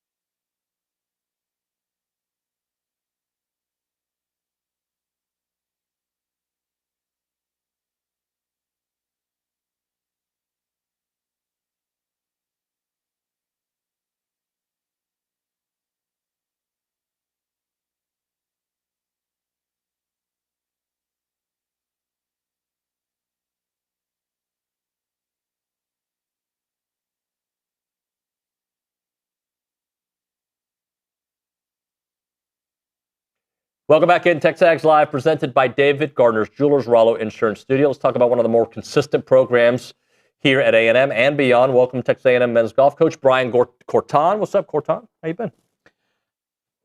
Just catching up. Yeah? We're just over here shooting the breeze at the break, not realizing that we're about to go on the air. We're about to go on. Now, postseason. Yeah. Spring is super busy, so we kind of, we are just full speed for seems like 2 or 3 months. Buddy, that hoodie, I've probably told you this before, that's fire. That's a great hoodie. We do pretty good You stuff. always have the best gear. So 10 straight NCAA regional appearances. What does that streak mean to you? It's nice, but it's not the end goal. But no, it's a good streak to have. I mean, obviously streaks that bring light on your program are good, but they call it regionals, but it's really the first step in the national championship. It's far from regional. I mean, we've got teams like North Carolina's coming to ours. I don't think they're in our region, so to speak. So it's not more. It's more of like the first and second round, like NCAA 2A basketball games, would be kind of a nice comparison. You're eliminating a lot of teams and reducing to 30 to go to La Costa. So it's really the first step in chasing a national championship. That first step, is there, as you enter it, especially here at Traditions, like is there re-energize? Is it a different kind of focus, or just kind of do what we've been doing? A little bit of both. I mean, it's evaluation and some push. I mean, because there's still time to get better. There's still time to improve on some things, and it's nice to get school out of the way. I mean, we're down earlier this year, so we've had a break, like almost 2.5 weeks between regionals and when we finish finals. So just keeping guys on path. Is that good? Yes and no. It's nice to rest, but also you have to keep them engaged and stuff. And fortunately, we've got good leadership and a good locker room, so that really isn't a problem for us. But in terms of a coach, you're ready to go. What does it mean to play here? Playing at home is always awesome. Definite home course advantage. Golf course is in fantastic shape. They've done a wonderful job in their improvements over the last couple of years. So really, really excited to kind of show it off this week. But the guys just being able to play at home. I mean, this is what they kind of play for. I mean, in terms of this is where we get to represent Aggies this week. Being at home, being in front of home people and the home crowd at Traditions and some family and friends, that'll be important. But it's our one chance to play at home all year, which is, different than most sports. Most sports get to play a bunch, and we get to play one time. So looking forward to it for sure. You mentioned North Carolina. Remind us some of the teams that are coming to town. Yeah, that team from over there. No, UT's coming. Really, really good team. Really experienced team. They're coming over. North Carolina, we went over and played there earlier this year, so we get them again here at our place. But Tennessee, UNLV, which just won their conference tournament. Let's see who else we got. Those are the ones off the top of my head. I really don't worry too much about it. You just worry about what you all do, right? We know if we played our identity and handle our business, that we'll be just fine here. And how does it work again? What's the cut line? 14 teams, 5 advance. They do just a bell curve, so they kind of go down the rankings and disperse through 6 regionals, 6 of the kind of the first round events, and make the field as even as they can. Talk to me a little bit about Wheaton and Aaron sitting inside the top 55 and how crucial they've been. Yeah, they've done a great job. I mean, they're kind of our locker room leaders and our on-course leaders, which is really good to have. The growth that they've shown this year has been tremendous. They're mature kids on the golf course. They work their tails off. They're really proud Aggies, and really couldn't ask for better representatives of who we are as a program and as a team. And it shows because they work and they produce, and they know their role, they know their job, and they take it really serious. And they're proud to burden that. Wheaton, I saw before you came in, earned Arnold Palmer invite for. Yeah, that's awesome. Yeah. I mean, he joins a list of a few guys that have done it in the last few years since I've been coaching with P and Sammy and before that I believe Chandler. So we've had several in the last few years, and that's a big deal. It's as big an honor as we get in terms of amateur golf being elected to or selected to represent your country. So they're going to go play in Ireland, and it's pretty awesome for him to get that, and it's earned. I mean, the kid's earned it, playing really well on some really difficult fields. Well, it's great for him, and I think it's great for this program that you keep coaching guys getting invited. Yeah, we're fortunate to have the guys we have, and grateful for what they do for us, and we work hard for them too. So it's a really good relationship, and they help our program and we help them grow. And yeah, we're thankful that they're here, and we'll do everything we can to help them have those kind of opportunities.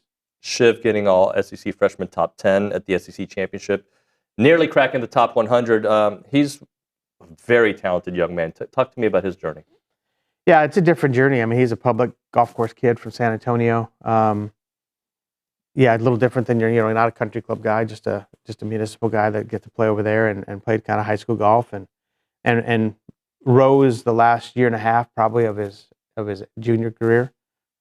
Little guy, not real big, kind of in our mode a little bit, where we've got some little guys that have been really successful here, but just an absolute grinder. Brings energy, fierce competitor, plays with a chip on his shoulder.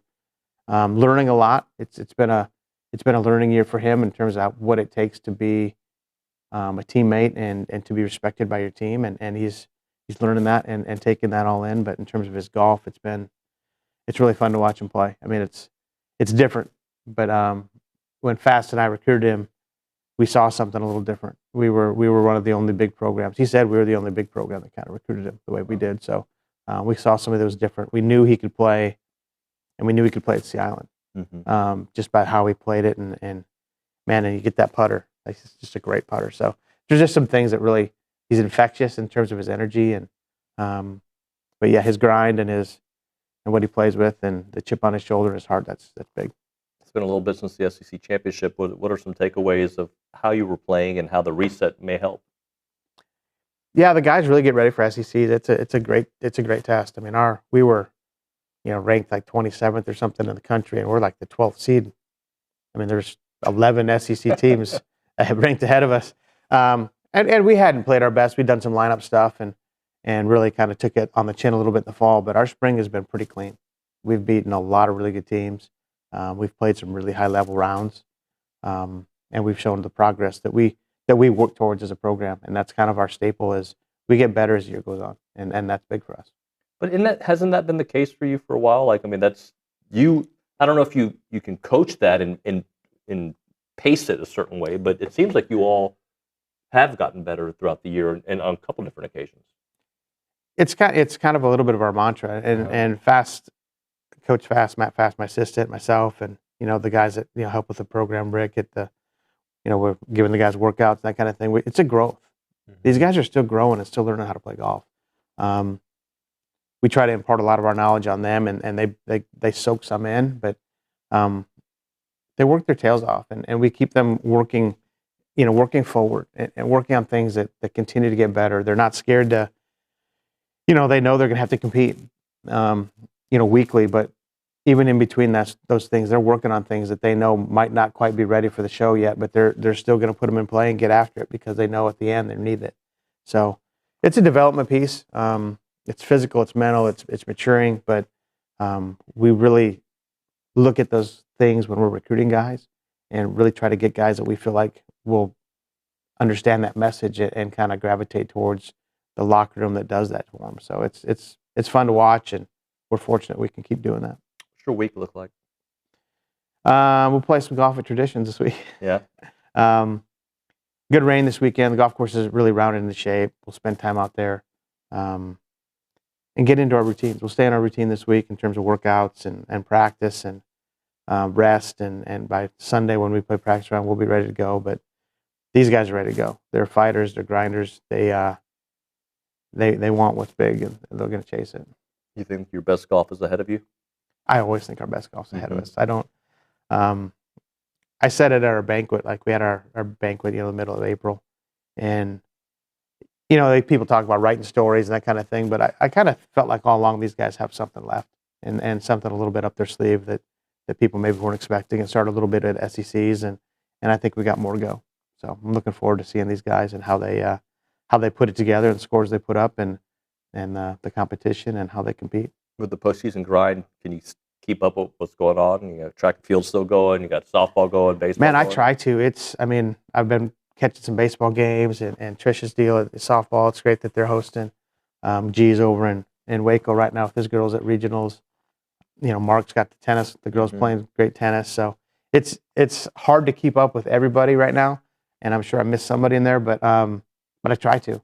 It's fun to see them and see their success. And I know we've hosted a bunch. We've had tennis, and we're hosting golf, and like I said, Trisha's hosting, and I think Coach Early's got baseball on the cusp, but maybe hosting and maybe being a big national seed. So that's awesome. It's awesome to see the success those other coaches are having.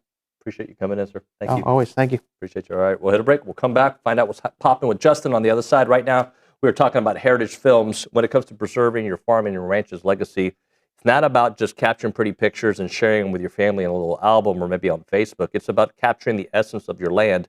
And Chance McClain and his documentary team at Heritage Films, they do that. They'll capture the story about your family ranch, your family business, or maybe just your grandfather's story, your mom's journey, your dad's journey, whatever it may be, and have that be a story for the future generation so you can learn all about your family. And then when you watch this family video together, it's going to be very empowering, and I think it's going to be quite emotional. Check out the website, yourheritagefilm.com. That website, again, is yourheritagefilm.com. You can call Chance McClain and his team up at 713-893-8341 to preserve not just your story, but your family's foundation. It is Heritage Films.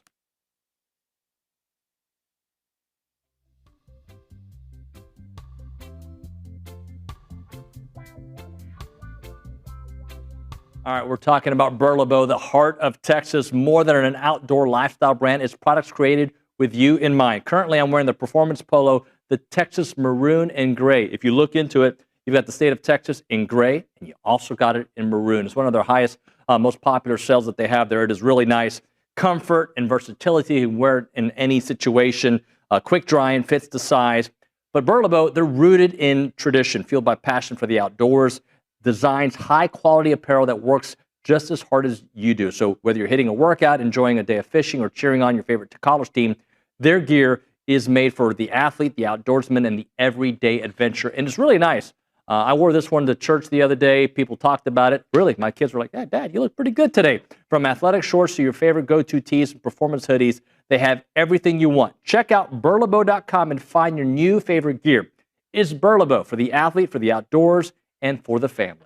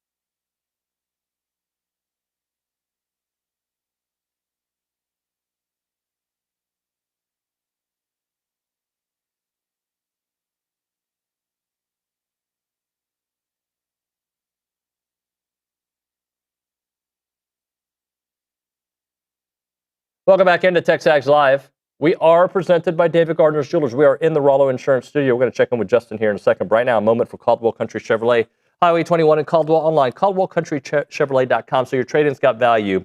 And at Caldwell Country Chevrolet, they're ready to put that equity to work for you. They have a pre-owned inventory that moves fast all the time because, again, they're trying to make your equity work for you, which means they're always looking for quality vehicles. So bring in what you've got. Let their experienced sales team show you what it's worth. They have decades of combined experience. They know how to structure a deal that makes sense for you. And don't forget, every purchase comes with that free, famous oil change for life. No games, no gimmicks. Just honest deals with great people that you can trust like family. It's about a 15-minute drive, the edge of Bryan, to the beginnings of Caldwell. A short conversation away, but you'll see the difference when you step on the lot and do business with the good people at Caldwell Country Chevrolet. Highway 21 in Caldwell, online, caldwellcountrychevrolet.com. We go to the Angry Elephant News and Social Center. Justin, can you tell me what's popping on TexAgs today? Yeah, before I do that, this is going to be a reminder, a warning, a subtle nudge to become a premium TexAgs subscriber. I see what you did there. You changed up your verbiage. You changed it up. I got to work. I'm challenging you guys. Every week's got to be a little different. But this is your reminder to become a TexAgs premium subscriber because we got a lot of content rolling out. No midweek game for baseball, but we got Ball 5 from Cade Bickham. We got baseball thoughts from Ryan Broninger. We had Mark Naboo interviewed from yesterday. It's on the site. We got more interviews today, Jordan Shaw and Wilkin Formby. So things keep rolling, and you guys got to keep in touch with it. Yeah, good stuff. What do you want to close out the segment with? I was going to answer a text. It was from earlier in the show with OB and you in the discussion saying the portal and NIL has changed things a bit. But beating TU has always been about dislike, disrespect, and recruiting. Beating TU influences perceptions from national media and fans. It will influence a number of head-to-head portal and high school recruiting fights. Beating TU is important, but is not as important if we can't win other games so much.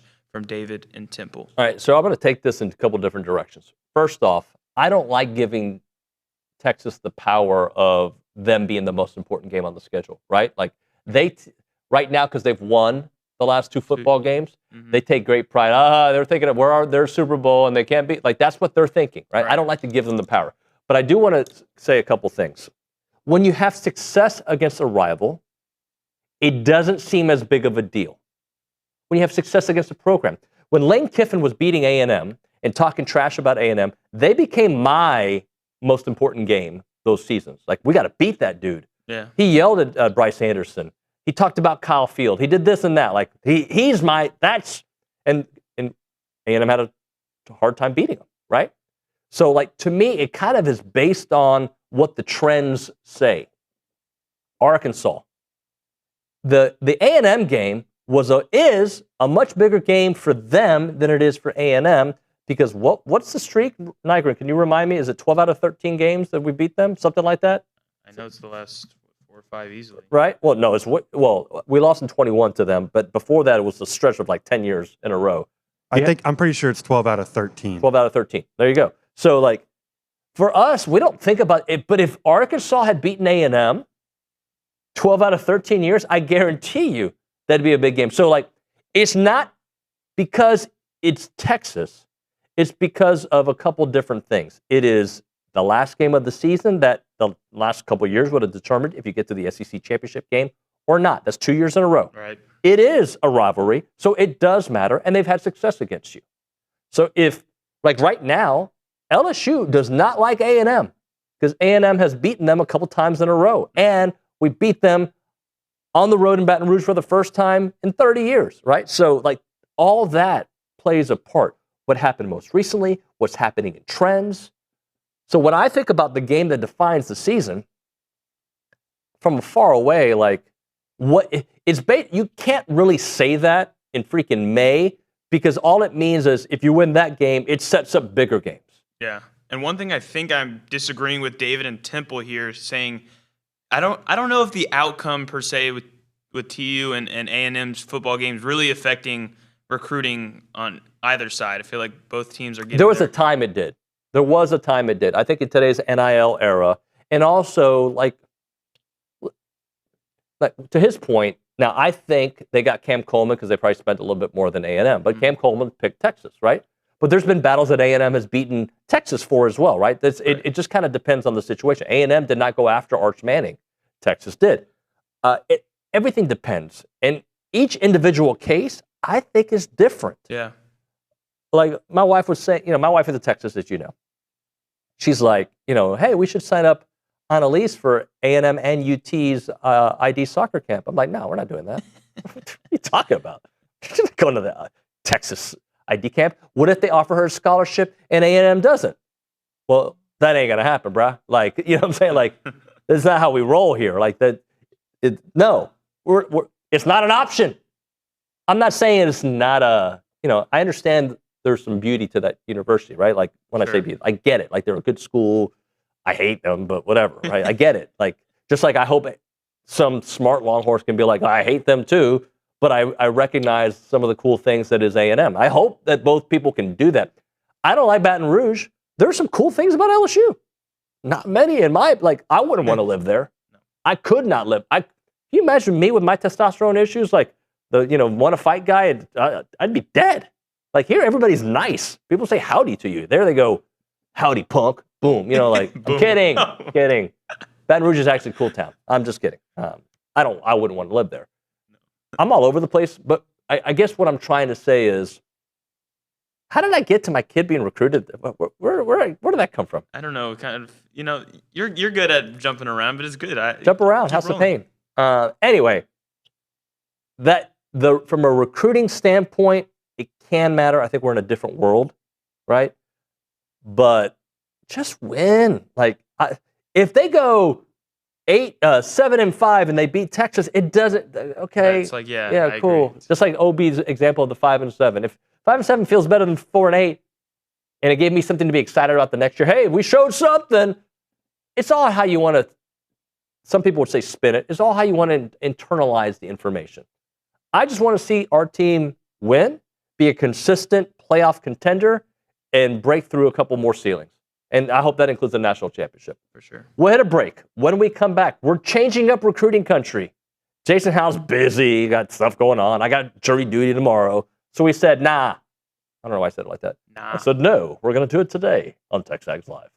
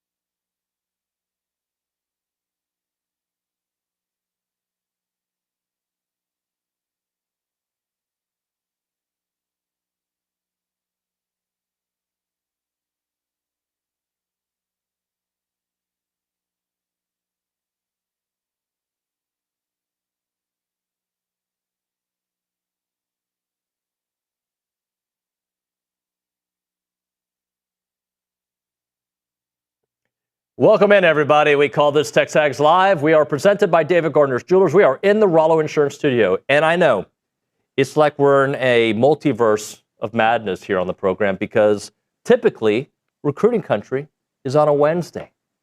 But we got a lot of dominoes falling. I got jury duty. Jason's, going Christmas caroling early in May. We got a lot of stuff going on. So this is recruiting country on a Tuesday presented by American Momentum Bank, the only privately owned bank headquartered in Bryan, College Station. They are committed to helping our community prosper by offering you a wide array of personal and business banking solutions specifically designed to help build financial success with confidence and momentum on your side. And with that, we go to the Buppies Catering and Bartending Hotline. That's where we find the always smiling, the always good mood, Jason Howell. Jason, good morning, sir. Good morning. Woo! We got lots to talk about. Buddy. Okay, I've asked you this before. What does Jason Howell look like when he's grumpy? Because I've never seen it. You're Santa Claus, bro. You're smiling ho, ho, ho all the time. Well, I'm always in a good mood to come on TexAgs Radio. We know this. It's hard to be in a really bad mood. But, I mean, it happens. It happens. The brisket does not get done the way I want it to. I don't get to watch the TV show I want to watch. The missus gets to pick that one every now and then. So sometimes I do get a little grumpy, but it's I don't know. It's like anybody else. You'd pout a little bit, and typically I just get over it in about 5 minutes. I love that about you. All right, you mentioned a TV show that you want to watch. What does Jason Howell watch? The National Geographic? What are you watching? You know what? Right now, Man on Fire on Netflix, I think it is. Yeah. Tell me about this. Is it good? So, yeah. It's, it's kind of based on, the movies or whatever a little bit. Loosely, the storyline's a little bit different than what the Denzel Washington movie a few years or several years ago. I think it was like 20 years ago now. But yeah, it's a great little series about Creasy and a situation he's got himself in where he's got to go fight the bad guys and got to figure out who to trust and lots of twists and turns in a third world country, all that good stuff, man. It's a lot of it keeps you guessing a little bit. All right, just because I'm interested, give me your top 3-4 actors. Like your favorite actors. They got something on the theaters, you're going. Oh, man. I don't really have anybody that I'm just like, boom, I got to be there. But I do love, you got to love Denzel. Yep. You got, I'm a sucker for those 80s shows and documentaries as much as anything. Like 80s, 90s. Those like the Vice look back shows. John Hughes. I could just whatever to all those things.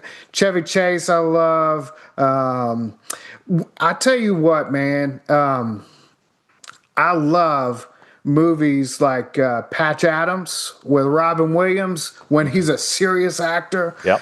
The Majestic. With that's great. With where they take on these serious roles and really dive into them you really get to see what they really bring. That's the kind of thing I love. But I love stupid slapstick bullcrap too. So I just it's yeah. But yeah. So I don't know if I got 5 that I really just go, oh, I got to be there for that. But yeah, I'm just a good movie fan. I'm spitballing here. I would say Denzel, especially like the Taken series. If they make a Taken Part 10, I don't care if it gets bad. I'm watching it the day it comes out. Right? So Denzel. If Matthew McConaughey's making a if he makes a rom-com, I'm out. I don't watch. I'm out. But if he plays like a detective. Or he plays a True psycho. Detective was awesome with him and Woody Harrelson. Right? And that's yeah. And Christian Bale. If they're in the movie, I'm there. Batman or whatever, I'm going. Yeah. We should probably do recruiting country, don't you think? Yeah, probably. Yeah. And yeah, let's not talk about Mother's Day and all that stuff. Okay, we Let's won't do not it. get into that. Yeah, let's go. You're a big Whoopi Goldberg fan? Whatever. I'm just kidding. All right, you got to visit Gilmer and Tyler Legacy. Let's kind of go through it. Ish, Kamara, and Damarian Johnson. I wanna shift things up a little bit because big news dropped last night with Mark Matthews announcing his decision on May 15th. So this Friday coming up, we're on watch there, and it's a big time recruiting battle for a 5-star offensive tackle out of Fort Lauderdale with A&M, Miami, Georgia, and LSU. We've felt good about A&M, especially coming off the spring visit there, and not just TexAgs, but a lot of people felt A&M had maybe taken a step towards the lead in that one, but we all knew Miami was going to fight back, and it was going to be a tough one, and they certainly have since he's been back there in Fort Lauderdale. So look for that. Look for this one to be an A&M Miami battle to the end on Friday. The Aggies have positioned themselves well going into it, and it's going to be something we're going to be monitoring all the way to the decision day for sure. I know he's a priority for A&M. He's a priority for Miami, and just about anybody that can be in this fight. So definitely an announcement to put on the radar. But yeah, that news kind of came down last night and shook up the recruiting news for Texas A&M a little bit. So I forget which commit it was, but somebody kind of retweeted it and said, had A&M letters in there with eyeballs. So who was that? McCarty, and I want to say I saw Caden Scott's mom out there, retweeting some of that as well. I know they're definitely working on him. Mark has been a guy that a lot of the guys in the class have been working on, and he's, like I said, he's been able to visit A&M a few times. And some of those guys have really gotten to connect with him. I know we played with Caden at the Under Armour All-American Bowl. I want to say Mark was also at the Polynesian Bowl. So he's gotten to know a few of the A&M commits. And, I know Caden McCarty was the one that put it out there, kind of retweeted the announcement and put A&M, some eyeball or whatever he tweeted. But yeah, that's definitely one those guys are very invested in. And but I also know the other side of the coin too with Miami, and those guys are working on him hardcore as well. So like I said, this is gonna be a fight, and I don't look for either side to go down easy. So am I right? I feel like he's changed his timeline a couple different times, right? So this is he's making it a little. I'll be honest. Well, he talked about taking some official visits. I know last week there was a lot of talk about scheduling some official visits and things like that, and maybe making a decision after those visits and everything. I don't know if he's really had a real firm timeline. Okay. A lot of times with a lot of this stuff, it shifts. And you can say things in an interview and it maybe not be set in stone a little bit here and there. I mean, I know I've had guys that say, I'm going to visit this, that, and the other, and then the date will change or the circumstances around that visit will change and things like that. So I think there's been some moving pieces here, and it's something that when you're tracking this stuff in real time, you see plans change, you see the direction, the ebb and flow of things. But yeah, I think this decision, I think that's, I don't know if that's good or bad for A&M, but, I do tend to agree with the thought that sooner rather than later is a positive for the Aggies. So why do you think A&M has how and why has A&M positioned themselves in such a good position with Mark Matthews, position themselves in position. I mean, the development and all the draft picks on, especially on the offensive line, with Coach Cushing and leading the way in that offensive line coaching staff, really doing what they do. I think they've really put together a plan for development there, and they saw it, with the draft and with the 4 offensive linemen taken in the draft. All of those guys were multi-year contributors at A&M, and 3 of those 4 were guys that signed with A&M out of high school. I think that definitely played a role, has played a role in A&M's positioning, and A&M's got some South Florida flavor on the staff a little bit. There's some guys with a lot of roots out there in South Florida, in that Miami area, that are right there recruiting for A&M, trying to make this happen. So we'll see if those relationships and I know the culture around the program is something that we've been hearing a lot of with just in general from a lot of recruits, and I know it's resonating a ton with the high priority guys, like just the connection and the investment both inside the program from a development standpoint on the field as well as off the field. I forget who it was. I think it was Austin Ghetto from Jacksonville, who talked about his meeting with the culture, and I'm going to get the title wrong, but there's A&M's culture and player development person there on staff, and that meeting has really set the tone for a lot of guys that are strongly considering A&M. So I look for that culture on and off the field. If A&M's a pick, I'm betting that really hit home with the family there. Talking to Jason Howell here on TexAgs Live. Jason, let's kind of just revisit where we are with offensive linemen for next year. Yeah, so if right now you have 3 commits in the fold with Caden Scott, DJ Johnson, Kenny Brown, the most recent addition, and you're watching close on what happens with Mark Matthews. Olu Babola just picked Notre Dame this morning. Had a feeling that was going to happen. I think that's been trending that way for a few weeks now, at least. I know there was talk of him possibly visiting again towards the end of the spring. Well, that didn't happen. I know Miami became a player there.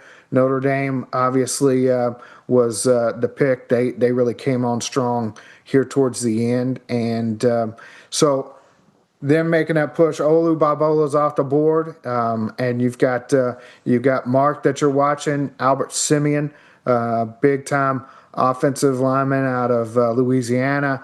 Obviously, you're going to have LSU in the mix there, and I know Notre Dame has been a player there, but we'll see what happens there. I know looking at those three programs, A&M, Notre Dame, and LSU there with Albert Simeon really making a push for him. And then you got Kamara, another 5-star that I just visited out in Gilmer.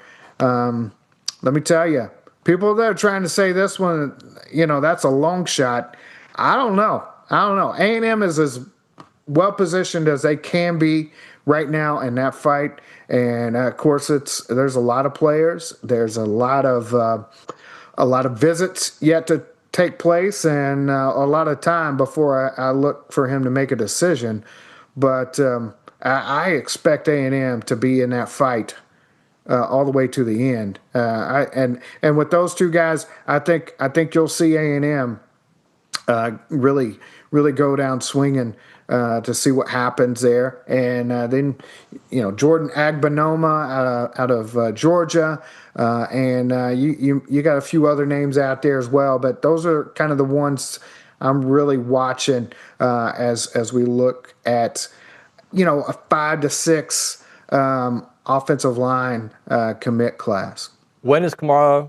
Does he have like a timetable? Is he going to take all his visits? He hasn't set a date or anything, and honestly, I wouldn't expect anything until probably towards the end of summer. There's a lot of moving pieces there with him, but he's going to take a lot of visits and evaluate a lot of offers and opportunities before I think things are ready to be really narrowed in on. Kamara, A&M has done a phenomenal job. I know we were about to step into it till I changed the channel on you. Kamara is, he's a guy that he's going to have everybody on him. It's Oregon and Texas are definitely in there. There's Alabama. He's going to get back out there, I think, this weekend, actually, to take a visit. He'll be in Aggie land towards the end of May. He does have some official visits on the schedule, and I look for that one to play out a good bit. A&M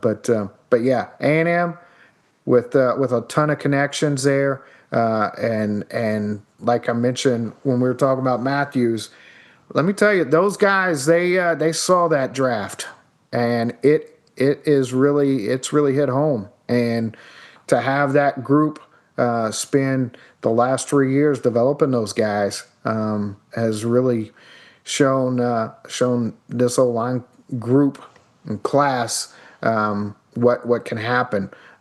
So I think you're going to see this group turn out to be one of the best that A&M signed in a long time on the front lines.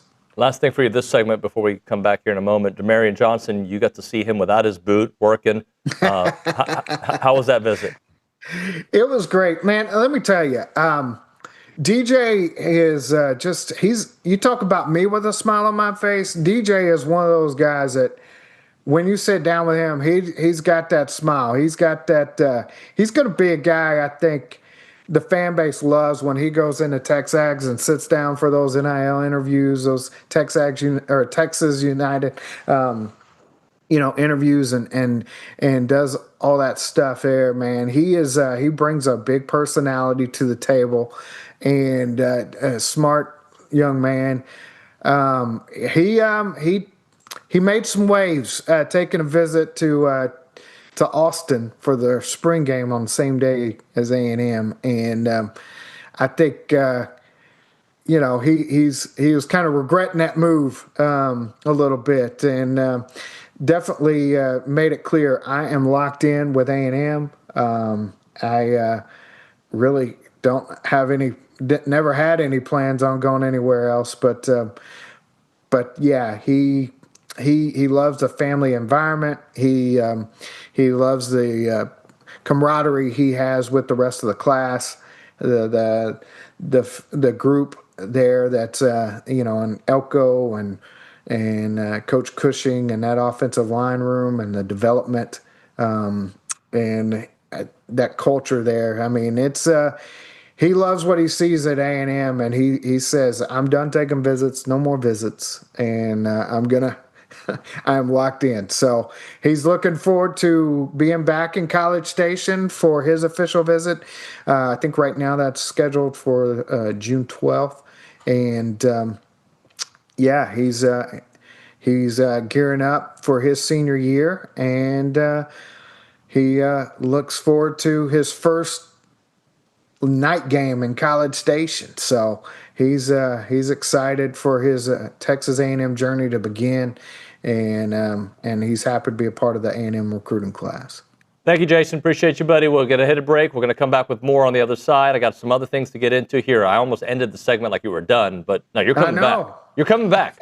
All right? Okay. With that giggle. All right? You better. All right, right now we're talking about career opportunities with the Association of Former Students. If you are looking for a reason to move back to Aggieland, or you already live in Aggieland and are considering a great opportunity, maybe check out the Association of Former Students. They have openings from time to time in different types of departments. It could be in fundraising, former student programs. I got more. They're the nation's premier alumni association and the oldest organization supporting that Aggie network, and they play a part in every Aggie story from Howdy to here. Don't miss opportunities to help out the association with Howdy Socials, Aggie Ring Day, class reunions, Aggie Muster, and everything in between. Join a team that exemplifies those Aggie core values of excellence, integrity, leadership, loyalty, respect, and selfless service, all in support of that worldwide Aggie network. If you're interested in joining the team or sharing with someone that would be a great fit, please visit tx.ag/association jobs to apply and get more information on each position. It is the Association of Former Students.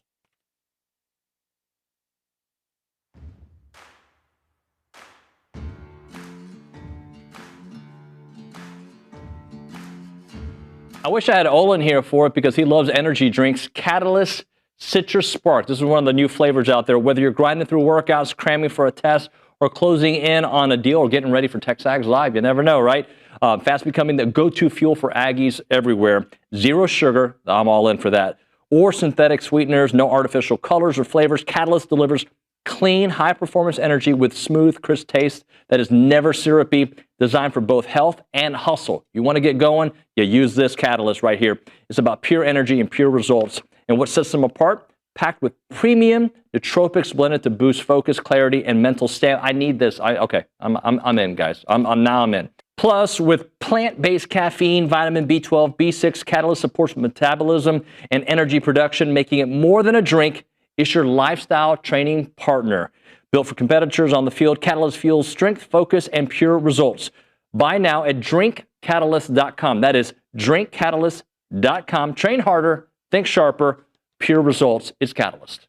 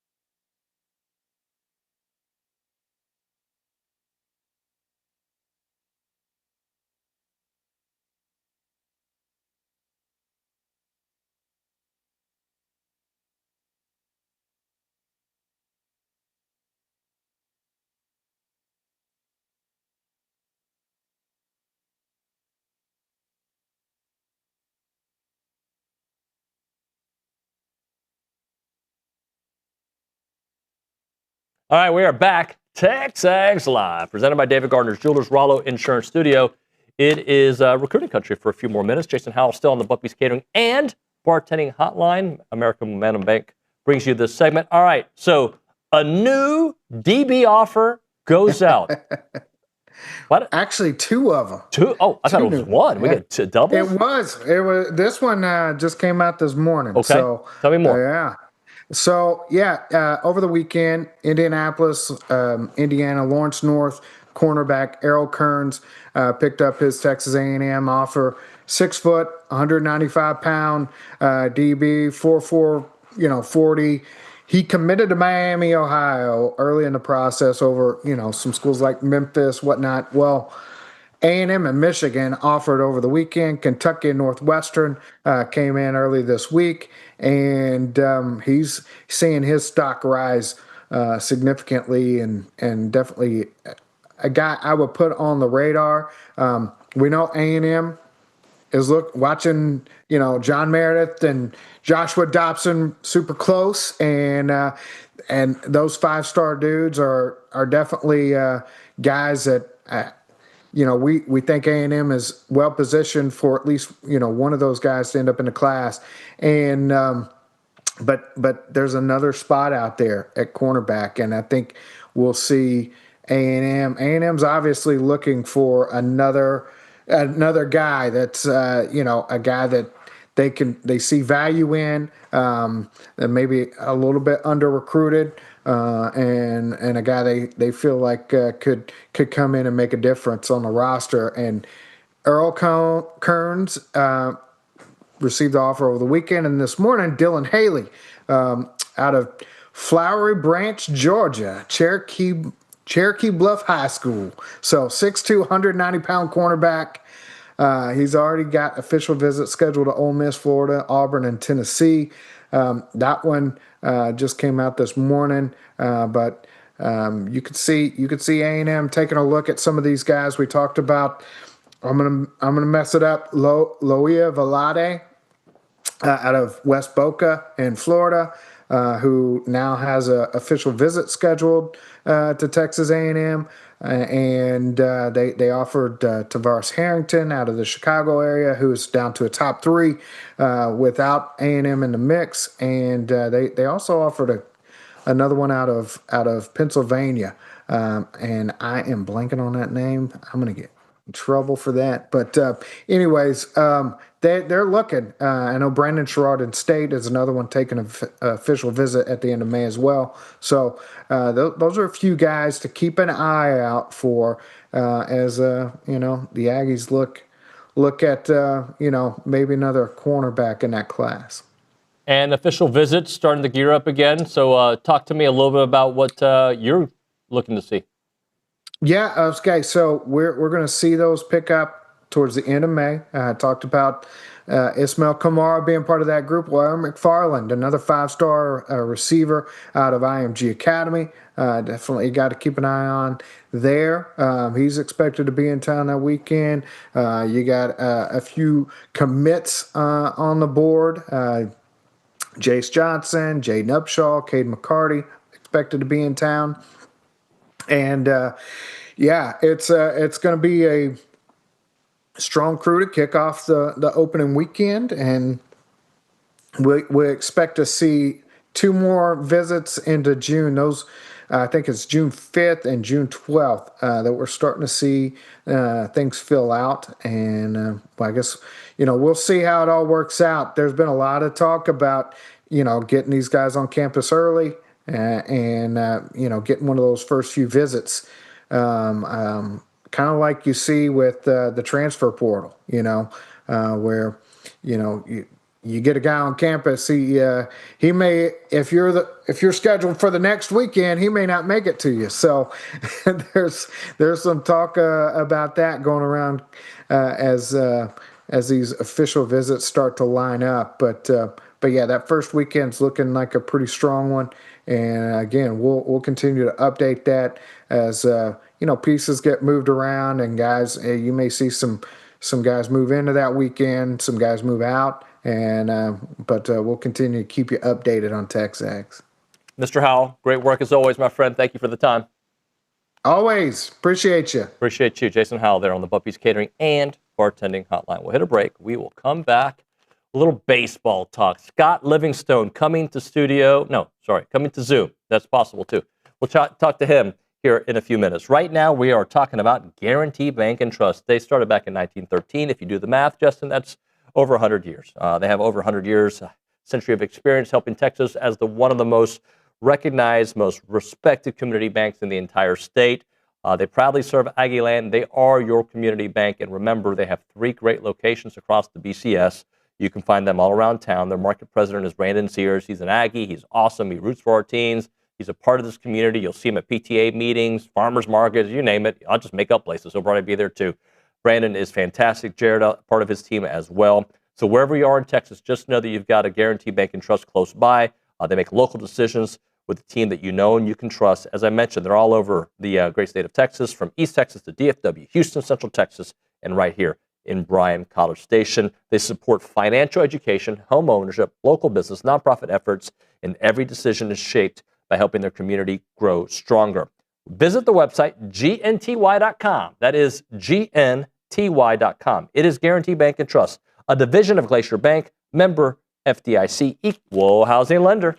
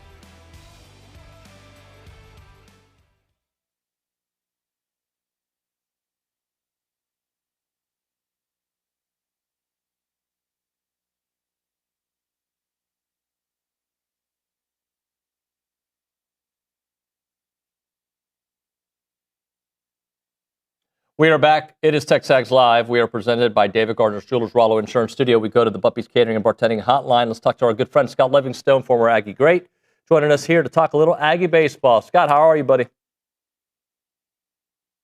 Ooh, don't hear you. I'm not sure what's going on. Is that on our end? Scott, are you there? I hear you. You hear me? There we are. You're there. We are, buddy. What's up, man? Not a lot, man. I'm ready for the weekend. Yeah, you and me both. So, have you hit the panic button? Are you panicking? What do you think? I mean, we've got some injuries. We've lost a couple series. Still a great chance to be a top 8 national seed if you take care of business this weekend at home. Where are you when it comes to Aggie baseball? No panic button. Not hitting the panic button. I feel pretty good. I do think we have to win 2 of 3 to be top 8. 1 of 3, it's going to depend on what happens behind us. But yeah, the injuries and stuff will play into it. But you know, all those guys on the bench, they're on scholarship too. So the coaches believe in them, and look what Royo did. You know, it's interesting where you know, the game 2 of the series, where you hit all these home runs, you know, run rule them. I don't think pitching was the problem this weekend. I would say the offense was the problem in the losses. And I'm not saying, you know, good pitching is going to win sometimes, right? That's just what happens. But I think pitching was, would you agree with me, good enough this past weekend? Oh yeah, definitely. You know, hitters don't like to give pitchers credit, right? But you got to kind of give those, you know, the Ole Miss guys, they had some good arms and they made some good pitches and they worked up in the zone and we were swinging at those pitches. But there was a lot more swing and miss this weekend than I remember from previous weekends. I think we had around 40, 41 strikeouts or something like that. But yeah, it's the pitching, I think, I liked having Darden come in and then bring in Fresh Corn. I'm actually not opposed to having Fresh Corn start. Let us get a big lead and let the other team try and come back. You know, why not? I mean, he is our best arm right now. So let him go 5 or 6 and shut him down. Let us get ahead by 5 or 6 and let them try and make the comeback. But no, I think pitching was good enough for sure. I think we just had a little trouble at the plate, but unfortunately, you got to give a little bit of credit to their pitching staff. Yeah, what do you think? Why were they chasing so much, you think? Just because of the staff? You know, they were having a really good day, or maybe A&M pressing a tad bit? You know, it's interesting. I had a guy text me during the game, and he's like, do you think there's something wrong with the background, the backdrop? Because we're swinging and missing a lot. But, you know, they had good fastballs. They had good little cutters that were moving late in the zone. And, you know, we do like to take a lot of pitches. And they were getting some called strikes, been kind of questionable all year. But I think a lot of times when the pitch is up, it looks really nice to hit. And when it's that hard, it's tough to catch up to. The closer it is to your eyes, the better it is the juicier it looks to hit, right? The bigger it looks. So, and it's tough to catch up to. But they had some good change-ups too. And I mean, they pitched well. I don't think there's anything in maybe our approach or anything. I think we stayed the same. And, you know, unfortunately, a little credit to their staff. Talking to Scott Livingstone here on TexAgs Live. All right, so we talked a little bit about the change and rotation. What did you think about Shane coming out of the pen like that? He looked good. Like, I think mentally, physically. Like, what did you think about Shane coming out there? I thought he looked really good. I mean, you talk about how many innings has he gone as a starter. I don't know exactly what the number is, but I think he went 4 1/3 this past and maybe 2 runs, 2 hits, and that's it. Probably almost the best he's looked, really. And I've always kind of figured the bullpen was his spot, but he was one of the arms coming back, and so automatically you put him in the rotation, and I see that. But kudos to the pitching staff, the coaching staff for, you know, not being afraid to make adjustments. Because I know those coaches like all the players, and players like the coaches. It's tough to say, hey, Shane, look, we got to sit you down. We're going to bring you out of the bullpen. That's that's tough to do for a coach, and they stepped up to the plate, made the switch. And I liked it. And I think they wanted Darden to go a little longer, but it didn't work out. But Shane came in and, you know, I thought he did really well. All right. You alluded to it earlier, but Ben Royo, what a freaking game. 7 for 7, 3, or day, I should say, because there's multiple games. 3 home runs. And, you know, people are like, well, where's this kid been? Well, that's why you have depth to have these kind of opportunities, and he certainly maximized that.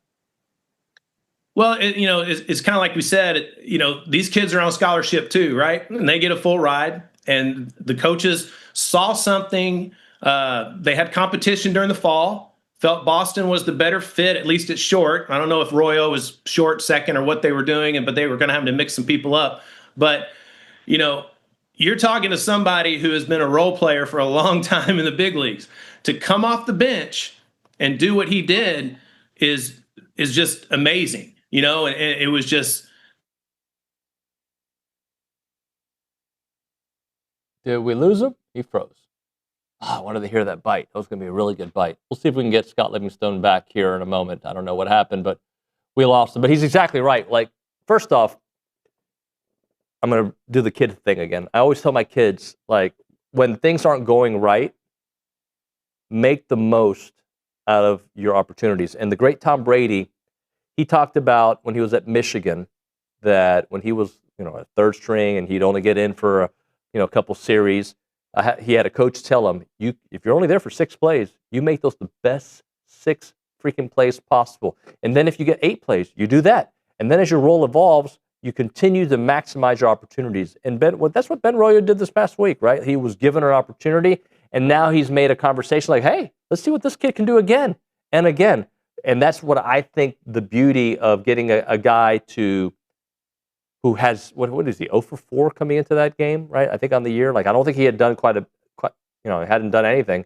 And he comes in and he does that and completely changes. Again, that's called true depth and true maximization of an opportunity. He maximizes opportunity. He made the most of it, and good stuff happened. You're right. He had no hits prior to this past weekend. Yeah, four at bats. You're completely right. Yeah.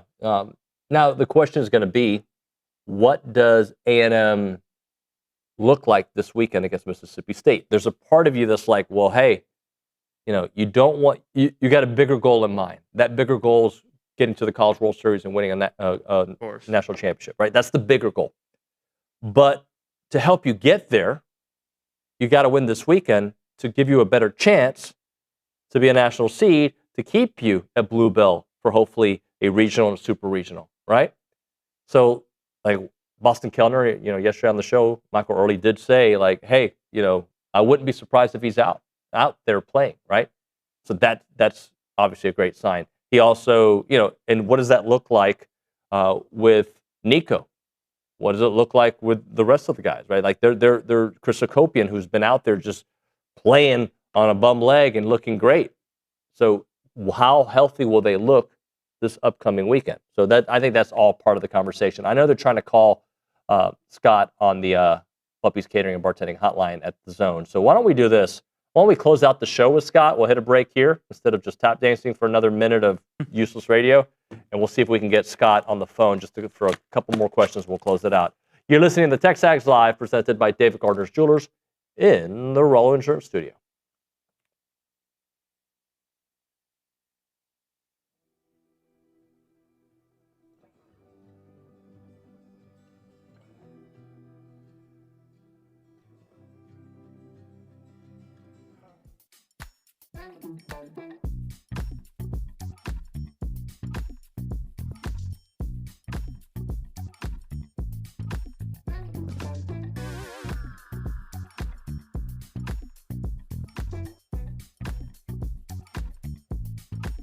What's up, everybody? I'm here to tell you about Fratella Italian Cafe.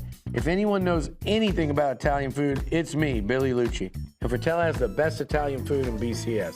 Located at 3901 South Texas Avenue, Fratella is known for their handmade pasta dishes and feature lasagna, beef cannelloni, chicken parmesan, chicken fettuccine alfredo, a couple of my favorites, just a big old bowl of plain old spaghetti and some manicotti. Really recommend the manicotti. That's my go-to. And don't walk out of there without trying the fresh, piping hot breadsticks and the homemade in-house cheesecake, which is incredible. It's great for dining in, catering, gift cards, and even shipping, which they do nationwide. Fratella's is Aggie-owned and operated, and it's an official restaurant partner of Texas A&M Athletics. I'll see you there.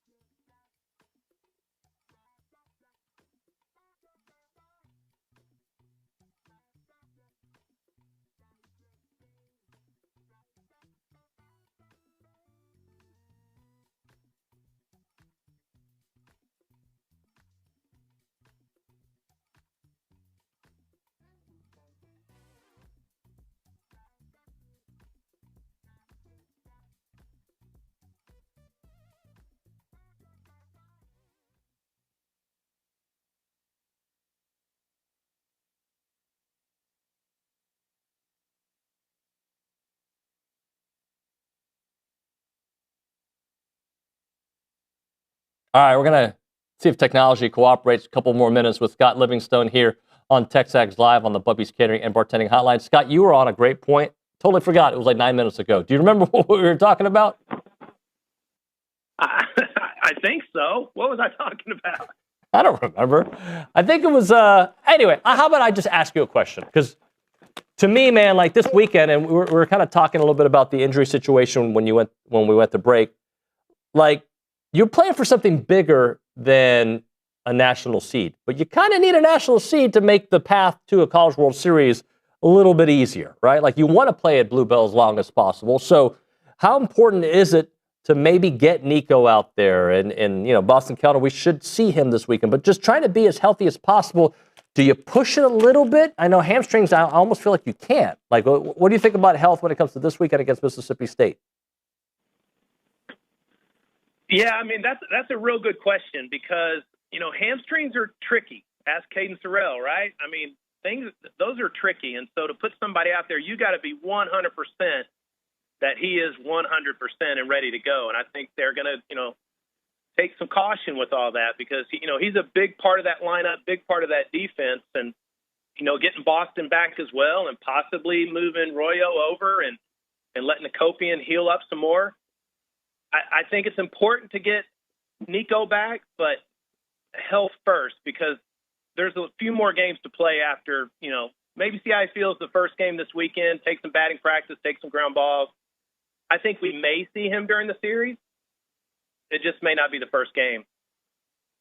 Yeah, I think you got to be a little patient unless he just has an amazing week, right? Like, and just talk about like those freshmen in general, how integral they are. Like these are supremely talented players that have adjusted to life in the SEC. I think better than any of us could have expected to have three guys contributing at the level they have contributed at.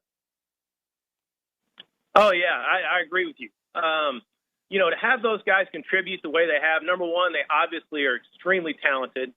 And secondly, I think they've had good leadership, too, to be able to handle the ups and downs of the SEC in this longer season than they're probably used to from a Sorrell, a Kopian, a Dewar, Grahovac, and those guys leading the way. So I think it all kind of works hand in hand with, the talent and the leadership that they've had. Plus, they're able to kind of go out and play their game because they're not really the main focus. The main focus has always been the three-headed, monster at the top of the lineup, right? So they're kind of able to just sit there and do their job, but they've been so good, they've exposed themselves to us about how good they are. And it just gives you, excitement for the future. What does this weekend got to look like for them to get those 2 wins, if not 3? We got to hit. They say good pitching shuts down good hitting, but, we have really good hitting. And obviously we struck out too much this past weekend, but I just don't think that can happen twice in a row. And I think the guys will make adjustments. I think we have to hit. And if we get the pitching that we got this past weekend, I think we can definitely take 2 out of 3 and secure that top 8. I hope so, Scott, man. Thanks for making a few minutes with us, buddy. We'll talk to you soon. Let's get a couple wins this weekend. Sounds great, man. Appreciate it. Thanks again for having me. You got it, brother. Thank you again. Scott Livingstone on the Bubby's Catering and Bartending Hotline. I'm trying to find the quote from Sark. Did you see what Sark said about Ole Miss? Did not. Oh, I'll find it for you. I found it interesting. So you guys have to remember, so Ole Miss is just catching strays left and right. Yesterday, Lane Kiffin, was it yesterday? I think that's when the report came out. Yes. Talked about the racial diversity that you don't get at Oxford. I don't know how he phrased it, but he feels really good about Baton Rouge. Today, it looks like I'm reading this off of from Matt Hayes, thank you.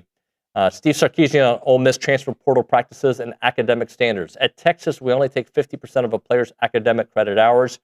You may be a semester from graduating, but you're going all the way back to 50% if you play here and want a degree. But at Ole Miss, they will take you. All you have to do is take basket weaving, and you can get an Ole Miss degree. What is with these shots at Ole Miss today? I mean... Well, I will remind you, Pete Golding, when he was at Alabama, and I had forgotten about this little rivalry, when he was at Alabama, he used Sark's old alcoholism against him in recruiting. And apparently a recruit told Sark about that. So I think Oxford's a cool town. I got, I would personally rather live in Oxford than Baton Rouge. That's just me. But I'm very happy here in Bryan College Station. I don't know how I feel about Golding. I think he did a really cool job last year taking over when Lane left. Who do you give the credit to? Do you give it to Golding? Do you give it to Lane? I give it to Golding, but I don't know how sustainable of a project it's going to be with Golding, and I think that's going to be the question for Ole Miss moving forward. And I think they're going to be pretty good this year. They got a great quarterback, great running back, right? Yeah, arguably top 2 at their positions. I just don't know. I don't know enough about their defense this year, but I think they should be fine. But I think that is interesting. What he can do in the follow-up. Following up with how he ended the 25 season and how he follows up this season. It was a low-risk, high-reward thing keeping him there. I understood the why behind it. And obviously you're getting a Heisman contending quarterback coming back in Trinidad Chambliss. I think that obviously helps you. He might be the best quarterback in the entire conference. Hey, there's Billy Lucci on the show. No, let me finish the show. Let me finish. Thank you. Appreciate you. No, it's good to see you too. Anyway, as I was saying, he said I was flailing here. What was I talking about? He always ruins it. Trinidad Chambliss. Trinidad Chambliss. I mean, that to me is when you can build on success for whatever reason, it sets you up for more success in the upcoming year, right? So for instance, let's say they decide on Golding and he doesn't finish the season well, right? They struggle. Trinidad had a rough end of the season. I don't think it sets you up for success this year. But what happened was they got hot. Obviously, that is the reason they hired him full time. He becomes the head coach, and he brings back a core offensive unit that carried them last year. Different coaches are going to call the plays and whatnot. And I think that sets you up for back-to-back seasons of success, what that does for his real year, too. That is the interesting thing. Sark had a couple of down years, or 5-7 or a 7-5, gets the SEC, has success in the Big 12, has success, gets to the playoffs, gets to the Final Four games, a couple of back-to-back years, and now that has set him up for success moving forward. Elko, hopefully, year 1, knocking on the door of the SEC championship game. Year 2, 11-1 regular season, playoffs. Hopefully, year 3, a step beyond that, or hopefully multiple steps beyond that. All right, that's going to do it for TexAgs Live on a Tuesday. Tomorrow on the show, I probably won't be here at all. I got jury duty.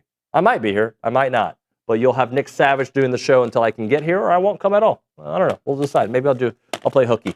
That will do it for us today. We'll see you guys mañana.